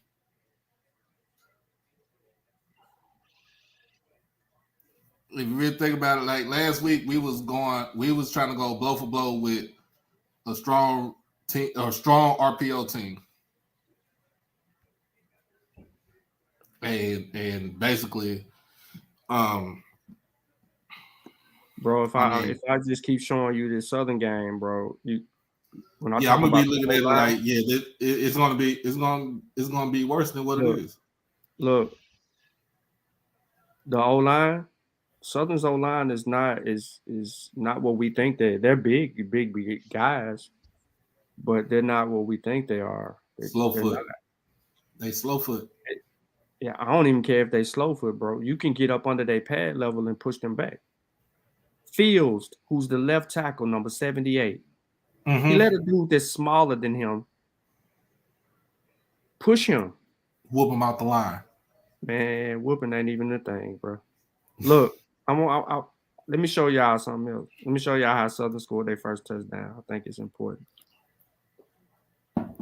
Because this was the tail of the game. It's the same. You're going to see the same thing from this defense of all form. Watch this. Watch this. I'm going to take this banner off.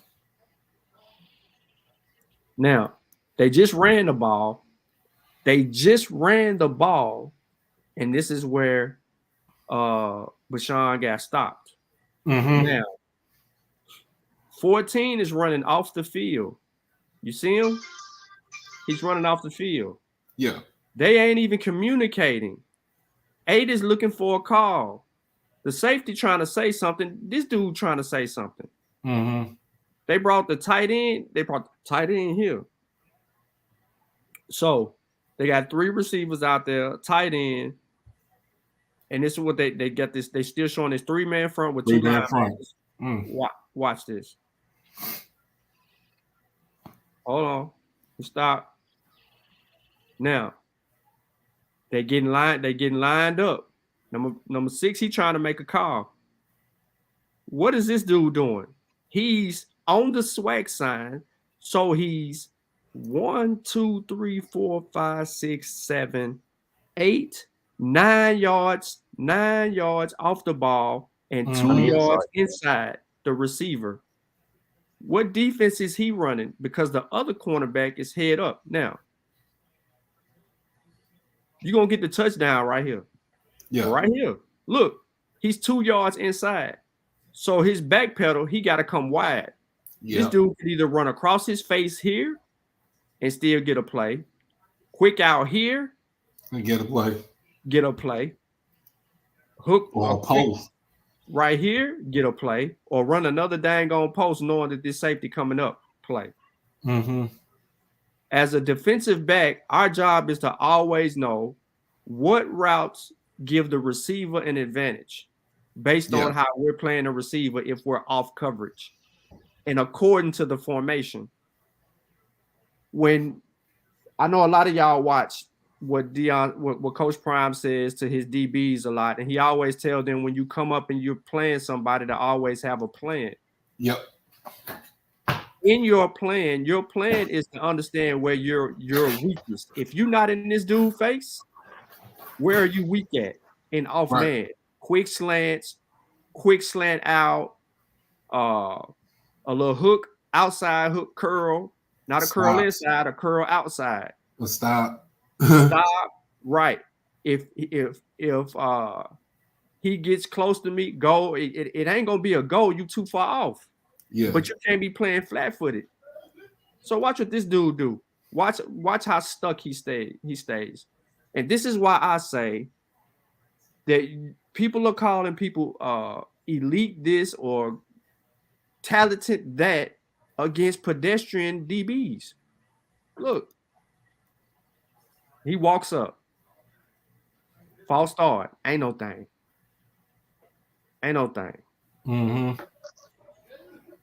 It's even better. Watch. Same look. Look.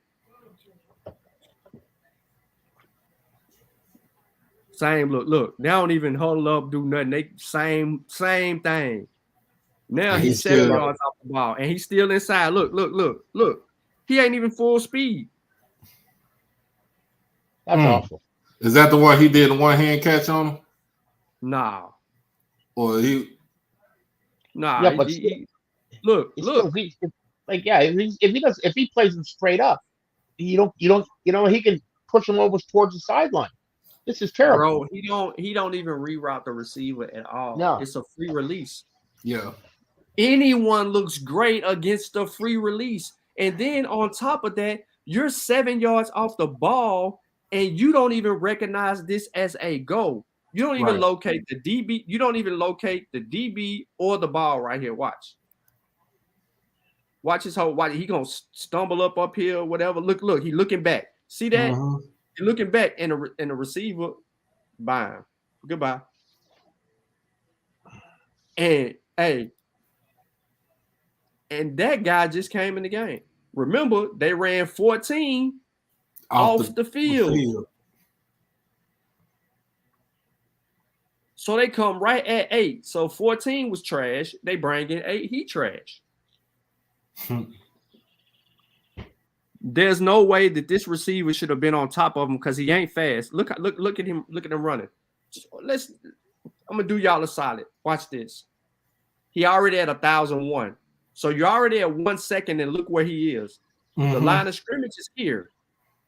So 1, 2, 3, 4, 5, 6.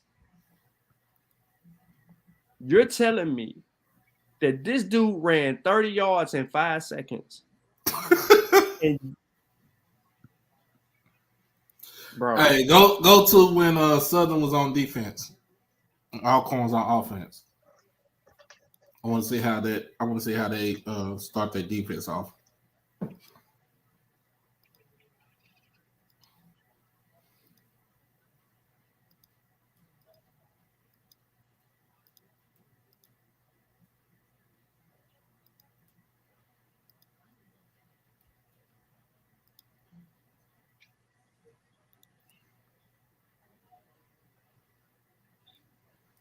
All right, we got Jarvion. See. All right.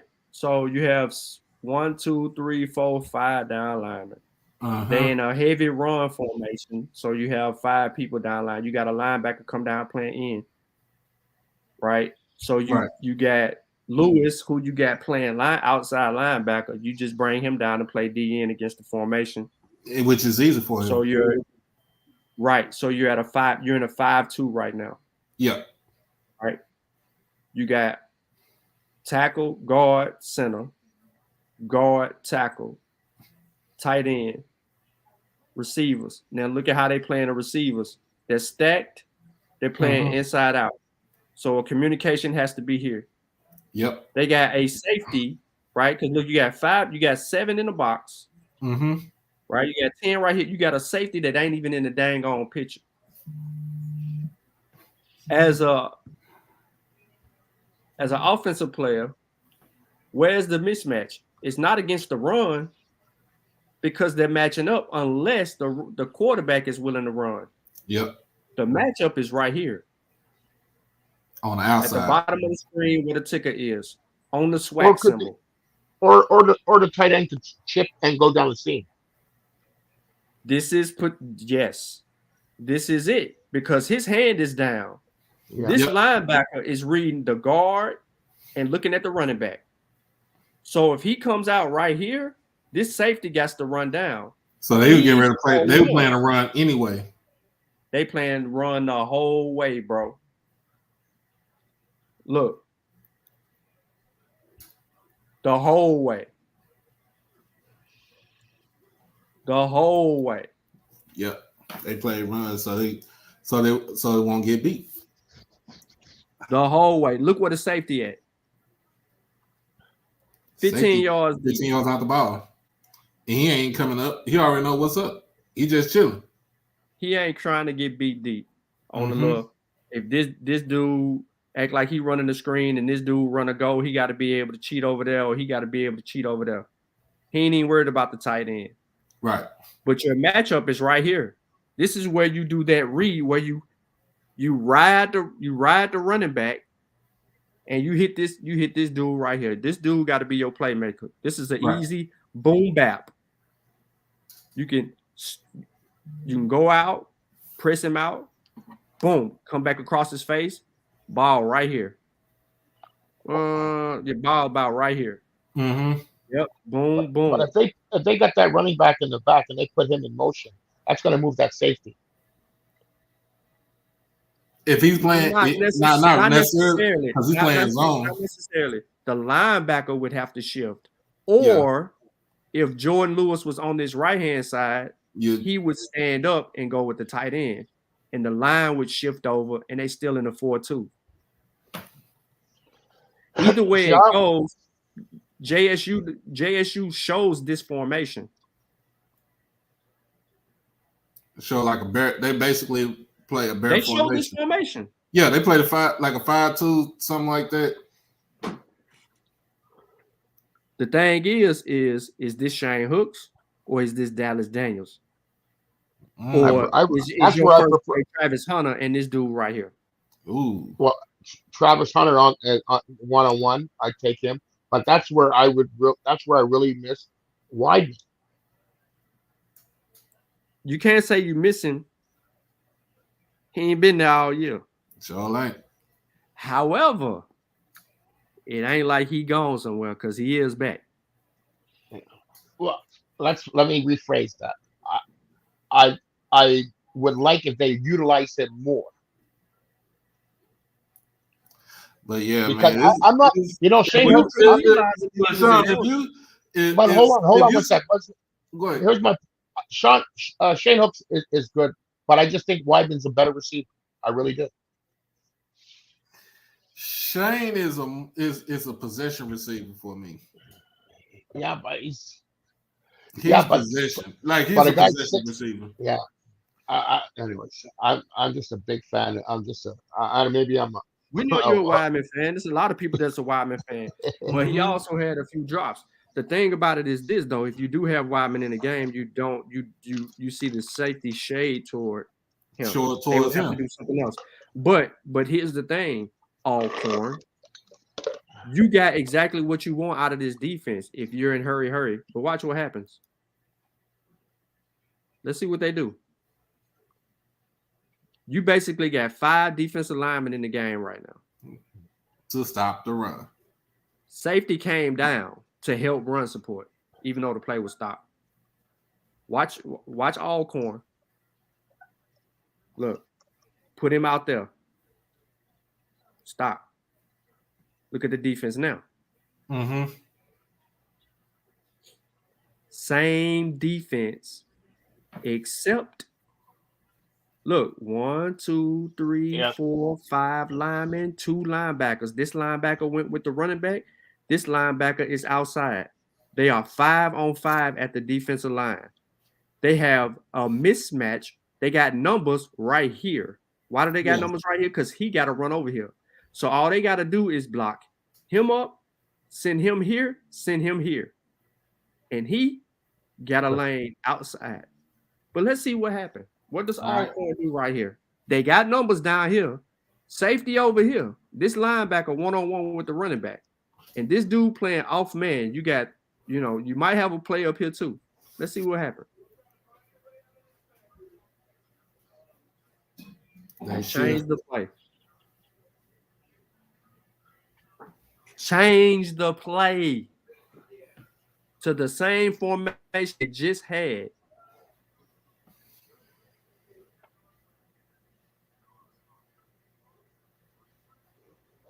Y'all saw that, right? No, we saw it. Why? But the thing, wow, back shoulder was the play? But the pass was not accurate. Why change the play though? That's my whole thing. You got a mismatch. You got a mismatch on the bottom of the on the other end of the field, on the bottom of the field. Why change the play? That's what I'm saying, bro. This is how you play to lose. It's worse right here. Remember now, they get 21 put on them quick in the first half. Yeah.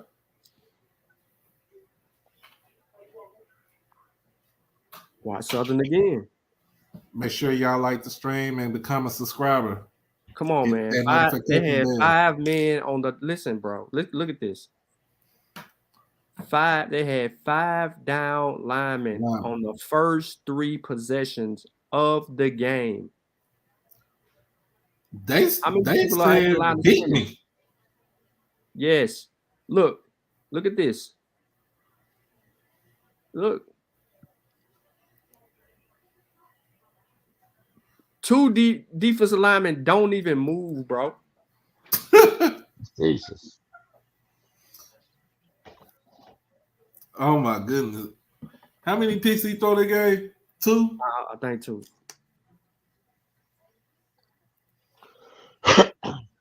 Just look. That was pretty bad, but we've seen all Shador's interceptions this year were bad, real bad decisions. He only got 5. We saying like he got a lot. Yeah. Yeah, but he you know what? It's true. He only got 5. Ain't nobody over here. Ain't nobody over right there. Exactly. The play right here. The tight end. Ain't nobody over there. Look, who guarding this guy? Nobody. I thought it was he should have hit the tight end though. I thought he was doing a fair catch. No, he should have hit the tight end. Now let's see who this guy is. Because let's see who this guy is. Change the formation. Come on back inside, all stupid like. Throw the back shoulder real quick. Chain the whole dang on play up. They never changed the front.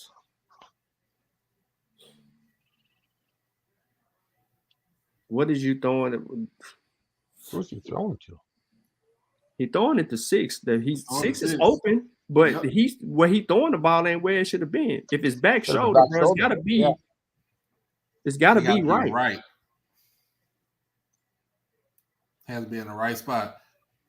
Aaron Ollie only threw that. He only threw that interception right there. That was his only interception.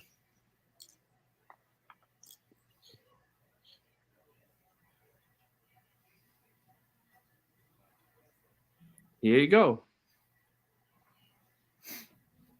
Watch here. You see it? He Yeah, comes but he out. had the Come back. on. Go back. He had the back. He had the back. Look at Yeah, the easy defensive play, line. easy pass to the back. Look at that play again. Yeah, I Easy said pass. that. The defensive line, they only rushed 3 and 2 Yeah. defensive linemen just stood there. Stood there. That back was wide open. The Dumas came back in his game too, right? They are full strength. He don't even Yeah. rush. Look right Look there. at it. Wide open. The running back comes wide open. Remember, it's 3rd and 10. The Mhm. running back comes en route for a check down. You hit the running back right there. He turns up and he gets it because you know why? They got 2 defensive linemen not even rushing and 3 people rushing the quarterback. Yep. 4 people rushing the quarterback from the outside. And he throws his sloppy ball. It gets picked. And then it is what it is. Who makes the tackle? The person who should have got the ball. Jarvion Howard. Yeah. So yeah. If Southern comes out with 5 men down, if we see 5 defensive linemen put their hands in the ground, it's up. It's up. So what do you think that Jackson State? Especially if Gaines is in the see game. that if Shador sees that 5-man front, Mm-hmm. He throwing the ball. oh, of course he's gonna throw the ball. He gonna put Gaines in. He gonna put Gaines, shift Gaines. Mm-hmm. He might shift Daniels. Yep. Shift Daniels outside the numbers. Mm-hmm. Bring Gaines in that slot area. That slot cornerback either gonna walk up or he gonna back off. 9 times out of 10, he gonna back off because they gonna see this dude been beating people deep, so he gonna back off. And he gonna have Dallas Daniels the way he want Dallas Daniels on a slant in or back out, hook, post, back shoulder, deep stop, square in. And whatever we're you gonna want. we're gonna have Savion as the check down. Yeah, that play is there. They could have ran the screen. Well, I guess I'm assume that Southern was assuming that there would be a screen on that play, so the defensive lineman didn't rush, thinking that they can just trace the thing. But now you know that if they're assuming screen right there, you have an advantage. You allow the blitz to come, or you allow the rush to come. You take that check down and you let Savion go ahead and get them. Yeah, that's good. 7, 8. That's good. 10 yards right there, off top. Yep. So my thing is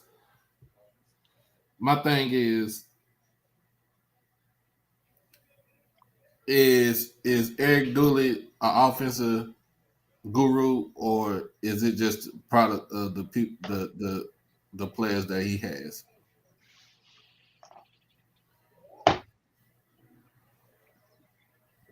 So that's something that you ask yourself about Eric Dooley. I mean, that's the same thing you can ask about Willie Simmons too. That's the thing you can ask about all the either head coaches or OCs in the Swac.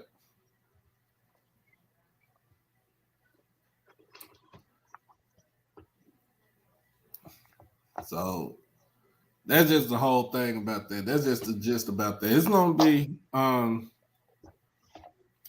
a good game. Like I said, if the rain lets up during the game, it should be a fun, exciting game to watch. Like I said, College Game Day did show up. They came into town around about 3:30. How was it? I haven't seen any clips yet.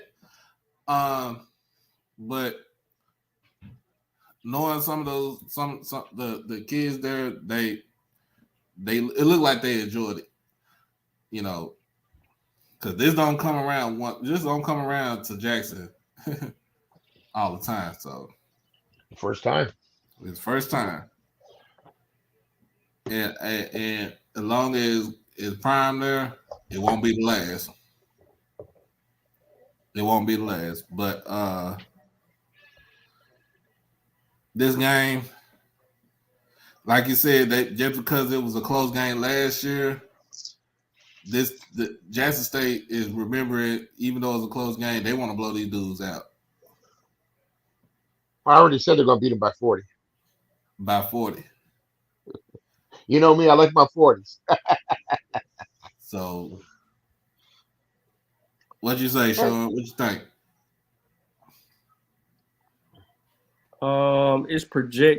First it's supposed to be thunderstorms from that 1 o'clock, between 1 and 4. So they might. It's supposed to be thunderstorms, potential thunderstorms with a slight wind. It's going to be raining. Yeah. That's why I said if it's thunderstorms, if they move the game, because if it's at 6, be clearing up. Man, listen. By 5, it's 57% chance, 51% chance, 37% chance at 7 p.m. They got scattered thunderstorms. So that lightning is key because it could push the game into the evening. Yeah. Kind of seemed like what we saw early in the beginning of the year. With a lot of that. But depending on how the weather changes within this time frame, the closer we get to Saturday, I'm staying strong on 42-10. I don't see Southern having the ability to be able to do anything, and I feel like Jackson will be, even with a wet ball, the way that Shador plays the game, he should still be able to win in his spots, meaning that he just has to be methodical. And if he's allowed to be methodical and Jackson's able to be balanced, it just smells trouble. But I really wish that because of weather conditions, that they will push it to a night game. Yeah, because if it's played at 7, 6, it's played at 6. You want to play that game at 6, but you know what I'm saying. Sometimes you got to play in the rain. You got to play in the thick of things. Yep. Well, 80% is not 100%, so it could be, the rain. It depends on what kind of rain. It might not be heavy rain. It might just be like drizzle rain. Yeah. Right. Wasn't supposed to rain hard when they played in Tennessee, and it didn't rain as hard. It cleared. Right. It didn't rain it out. Okay, so look, let's just be real. The rain amount is 0.12 inch each hour. It's not even an inch of rain each hour. And each hour, the game from 1 o'clock is supposed to be 0.07 inch rain.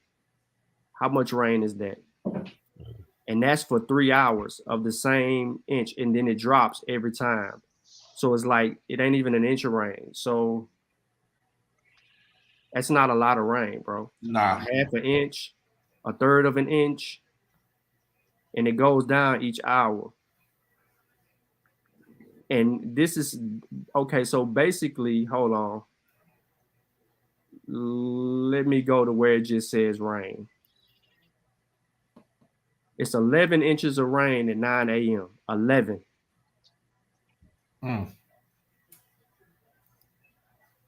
Ooh, that's a lot of rain. Supposedly, that's the most. But 12 is supposed to be the most downpour. And then at 1 o'clock, it lightens up. Cloud cover is going to be real cloudy. Make sure you have your umbrellas and ponchos. They said humidity is still gonna feel like, but listen, they said it's still gonna feel like 80 degrees according to humidity. Make sure you have your ponchos out there for Saturday. Dang on poncho. Go get them. Go to Academy Sports. They like $3 for a poncho. Get you about 5, so you can put one down on the bleachers. Mm-hmm. You know what I'm saying? And don't wear don't be trying to get all cute, man. Just put a little jogging suit on. Cause ain't the game look cute this weekend. Yeah. About to get down and dirty.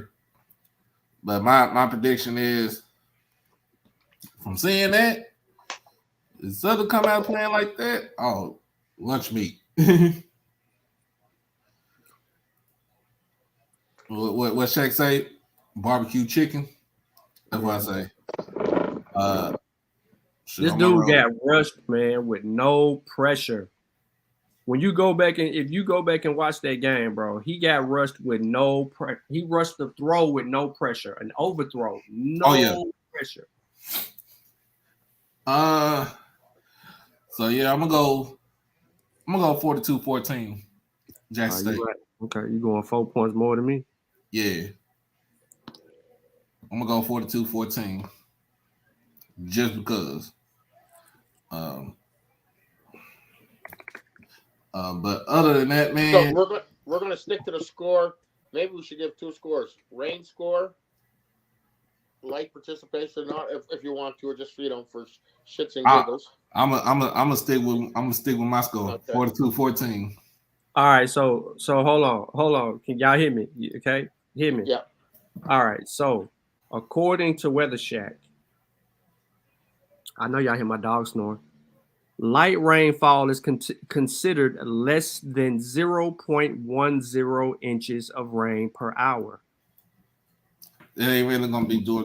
Moderate rainfall measures at 0.10 to 0.30 inches of rain per hour.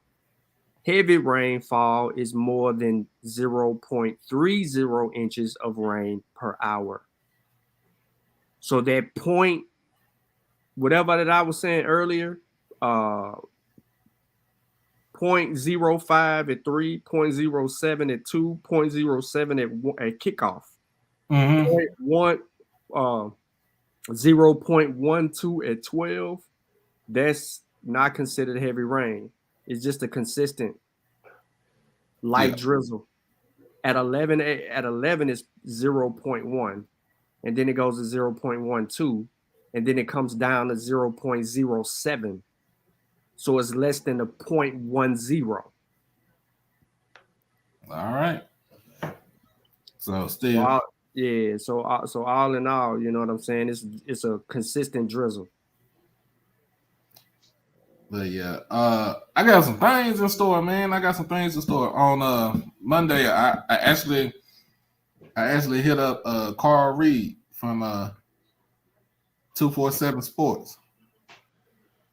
And that's my boy, man. I know Carl.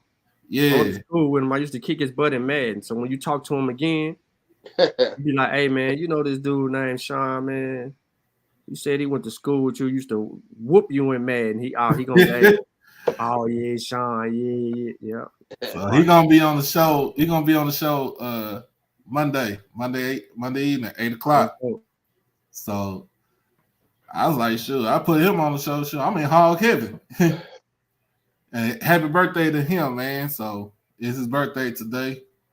So yeah, we that was a good thing. Like I want to get to the bottom of why people keep saying putting Prime name in all the FBS talks and stuff like that, Power 5 talks. But we already know.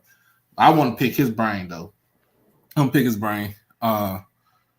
So yeah, man, that's in store next week on Monday. So he was up for doing it. I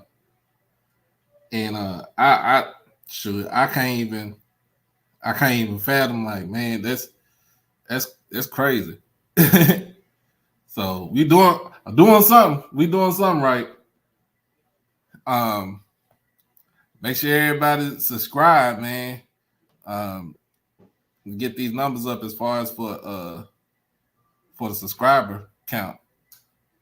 Let's get these numbers up for the subscriber count. But if anybody don't have anything else as far as for this weekend, or any other take as far as for football takes or anything like that, this rain ain't gonna stop the pass. This rain ain't gonna be what people think it's gonna be. It's just gonna be a consistent, light little rain. Something that a little tile will be able to keep rotating in and out balls. You know what I'm saying? You just stick to that, make that happen. Those things. Other than that, that is what it is. Like, we put too much emphasis on it. We're thinking that it's going to be the higher end of the rain, heavy rain all day. Downpour. Yeah. And that's what people thinking it's going to be, and it's not necessarily that. So the 80% is really, a thing. That it's not going to be a sunny day. Yeah, that's it. I wish this dude shut up. But it's going to be what it is, man. I just want to see Jackson State since FAMU play a complete game. I just want to see the what's it look like to play a complete game. I do not. Games, we haven't run a punt back. We haven't ran anything back from the special teams this year. No, we ain't even got close. I don't. That's false news. That's false information as far as hearing that Tate Reed's supposed to be the guest picker. If he is, I'm just saying it's false, but because he don't want that smoke in Jackson. Yeah, really. He don't want that smoke in Jackson. Hey, Michael Head, if you subscribe to the channel, just go back. I give my predictions. I give all my predictions in the beginning, and we kind of broke down the game as far as between Jackson State and Southern, and what Southern does offensively and what they do defensively. Just go back, check on the, on the stream. Make sure that you like, comment, share, and subscribe. Hit the notification bell. Everything HBCU OverDrive. Boy Sean, he out the building. Brian, what you got going on? Well, I'm just going to get ready for this game this weekend. Just make sure you're doing Fanatic Friday for JSU. Yes, I am. I am. It ain't stopped. Wait for that, man. Continue on your shows, man. Your content is getting better and better each time. You know what I mean? I'm going to call you I'm calling you Stephen A. Holiday from now on. You said Stephen A. Holiday. I don't think I got that high pitched voice like Stephen A. What? Yeah, I can't get that high pitch. That was pretty good right there, Doc. That was pretty good though. Bro.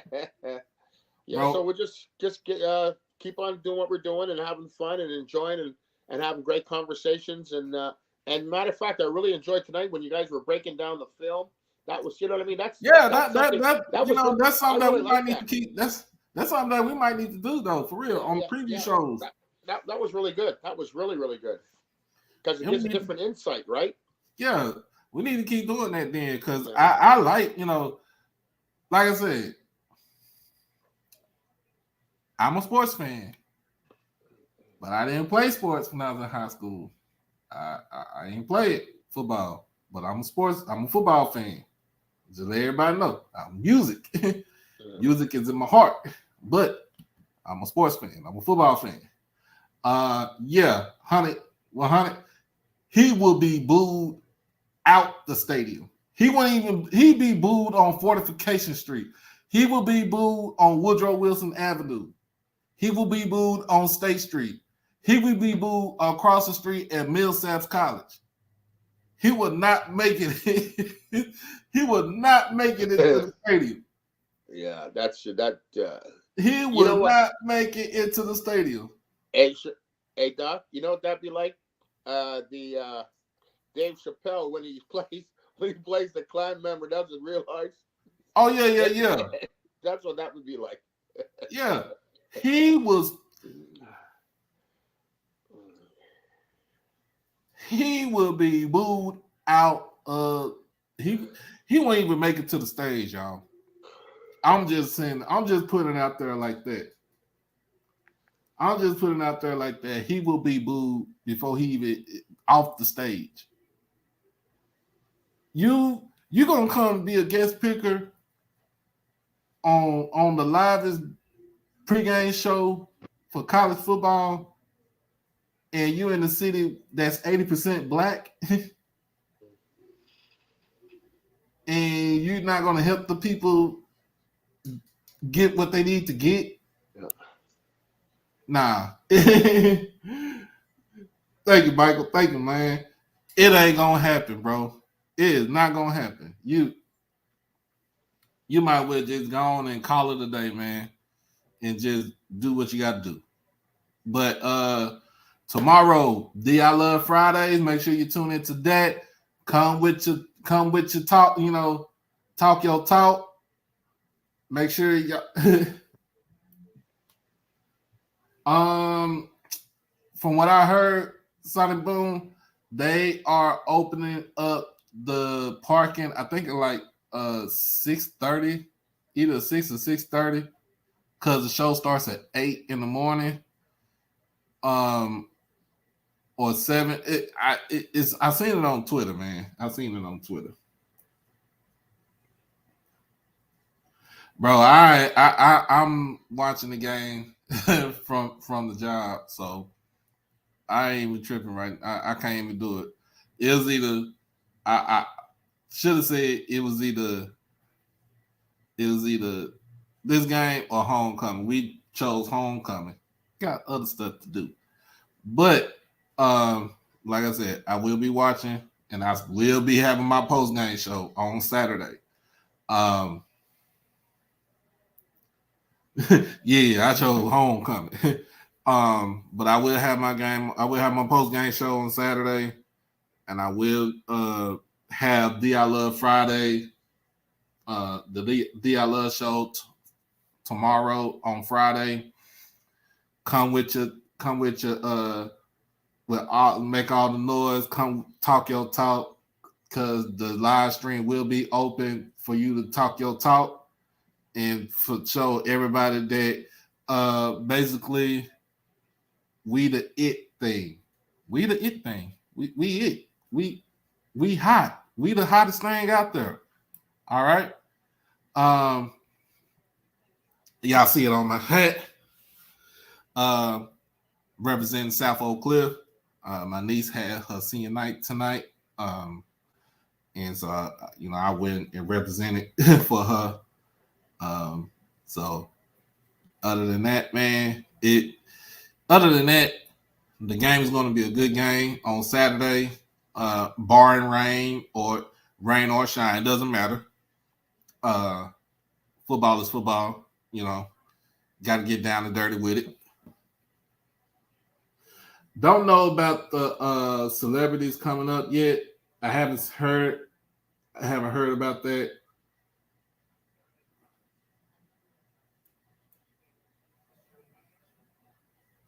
Man, I would talk with Ken.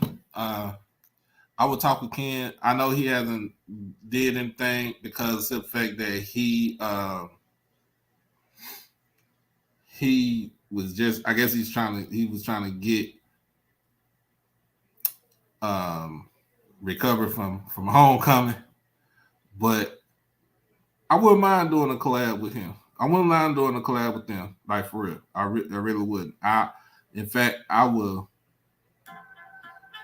hit him up.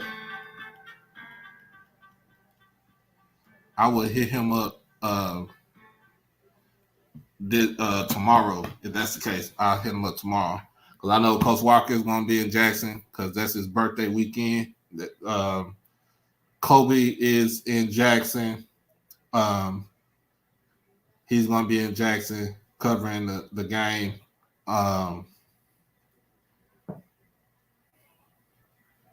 DJ supposed to be in Jackson too, so he coming in from Austin. So basically they all of them gonna be in Jackson. Of course, Zoe is in, I think Zoe is in Jackson, and Ken is coming from California. But it will be a dope ass collaboration though, for real. Oh, Savion Wilkinson's birthday is this weekend. Hey, Young King, happy birthday, Savion Wilkinson. If you see this live, if you see this stream, I'm just letting you know. I'm telling you, happy birthday. Give me a $1.50 on the ground, 2 tutties. Hey, I'll take it. I will take it. Yeah, no fighting. Let this be a good, clean game. Nothing like we saw last weekend. Nothing like we saw between PV and Southern. Nothing like we saw last year when Jackson State played Southern and Baton Rouge after the game. No fighting whatsoever. I'm gonna hit up my boy Quay. I met him at homecoming. See, I could do an interview with him also. Pick his brain and see what he loved about the school and what he think he could do that's better to get himself better as far as being a young man and a football player. He might run for 200. Hey, he might run for 200. He run for 200. Shit, that's a good birthday present for him. That is a good birthday present for him.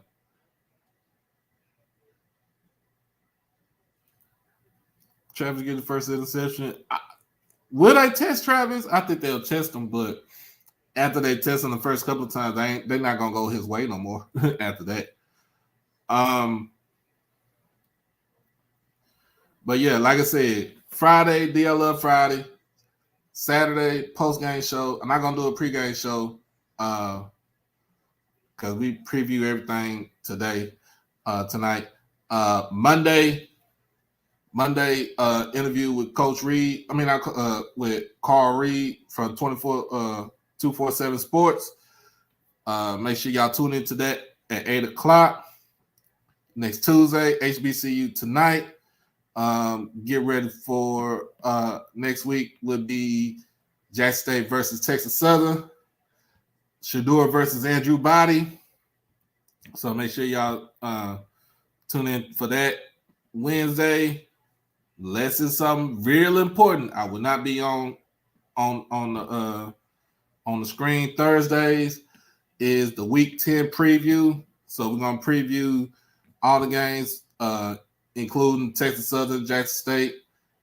Kind of go through everything. Then next Friday, like I said, I Love Friday, and then post-game show. Might do a pre-game show after that. Oh, post-game show would be directly after the game because I will be in Houston for the game. I'll be in Houston for the game. So, and that game starts at 6 o'clock next week. So I'll be down there. Like I said, if I do a post-game show, it'll be directly after the game. Not going to be on there too long because we're going to travel back here to Dallas. Other than that, man, y'all, thank y'all for tuning in. Thank y'all for tuning in. Make sure you hit that make sure you hit that like thumb. Make sure you hit that notification bell. And subscribe to the channel. Become one of the members of the hottest HBCU podcast shows on YouTube right now. We already a little bit over 500. We're trying to get to 600, y'all. So let's get to 600 subscribers, and we could move on to newer heights. After 600, be 700. So y'all make sure y'all tell a friend, tell their friend to tell their friend, and tell their friend to tell their friend. Get the news, get the word out. All right. Because we try to, like I said, we trying to get this thing going, y'all. We trying to get this going. So make sure y'all do all that. Y'all have a good evening. They won't be able to go to the playoffs. The only way they'll to go to the Celebration Bowl. But make sure y'all have a good evening tonight. It is going on 10:30 right now. So we've been on here for 2.5 hours. I thought I was just going to do this for an hour, but it's cool. But until then, my name is Doc Holliday. This is HBCU OverDrive, where HBCUs matter. We out until tomorrow night, 8 o'clock. Tomorrow night, 8 o'clock. Don't forget, y'all, invite people that's JSU. If you Southern, you come on in too. It's all family, all right? Till then, we out this thing. Peace.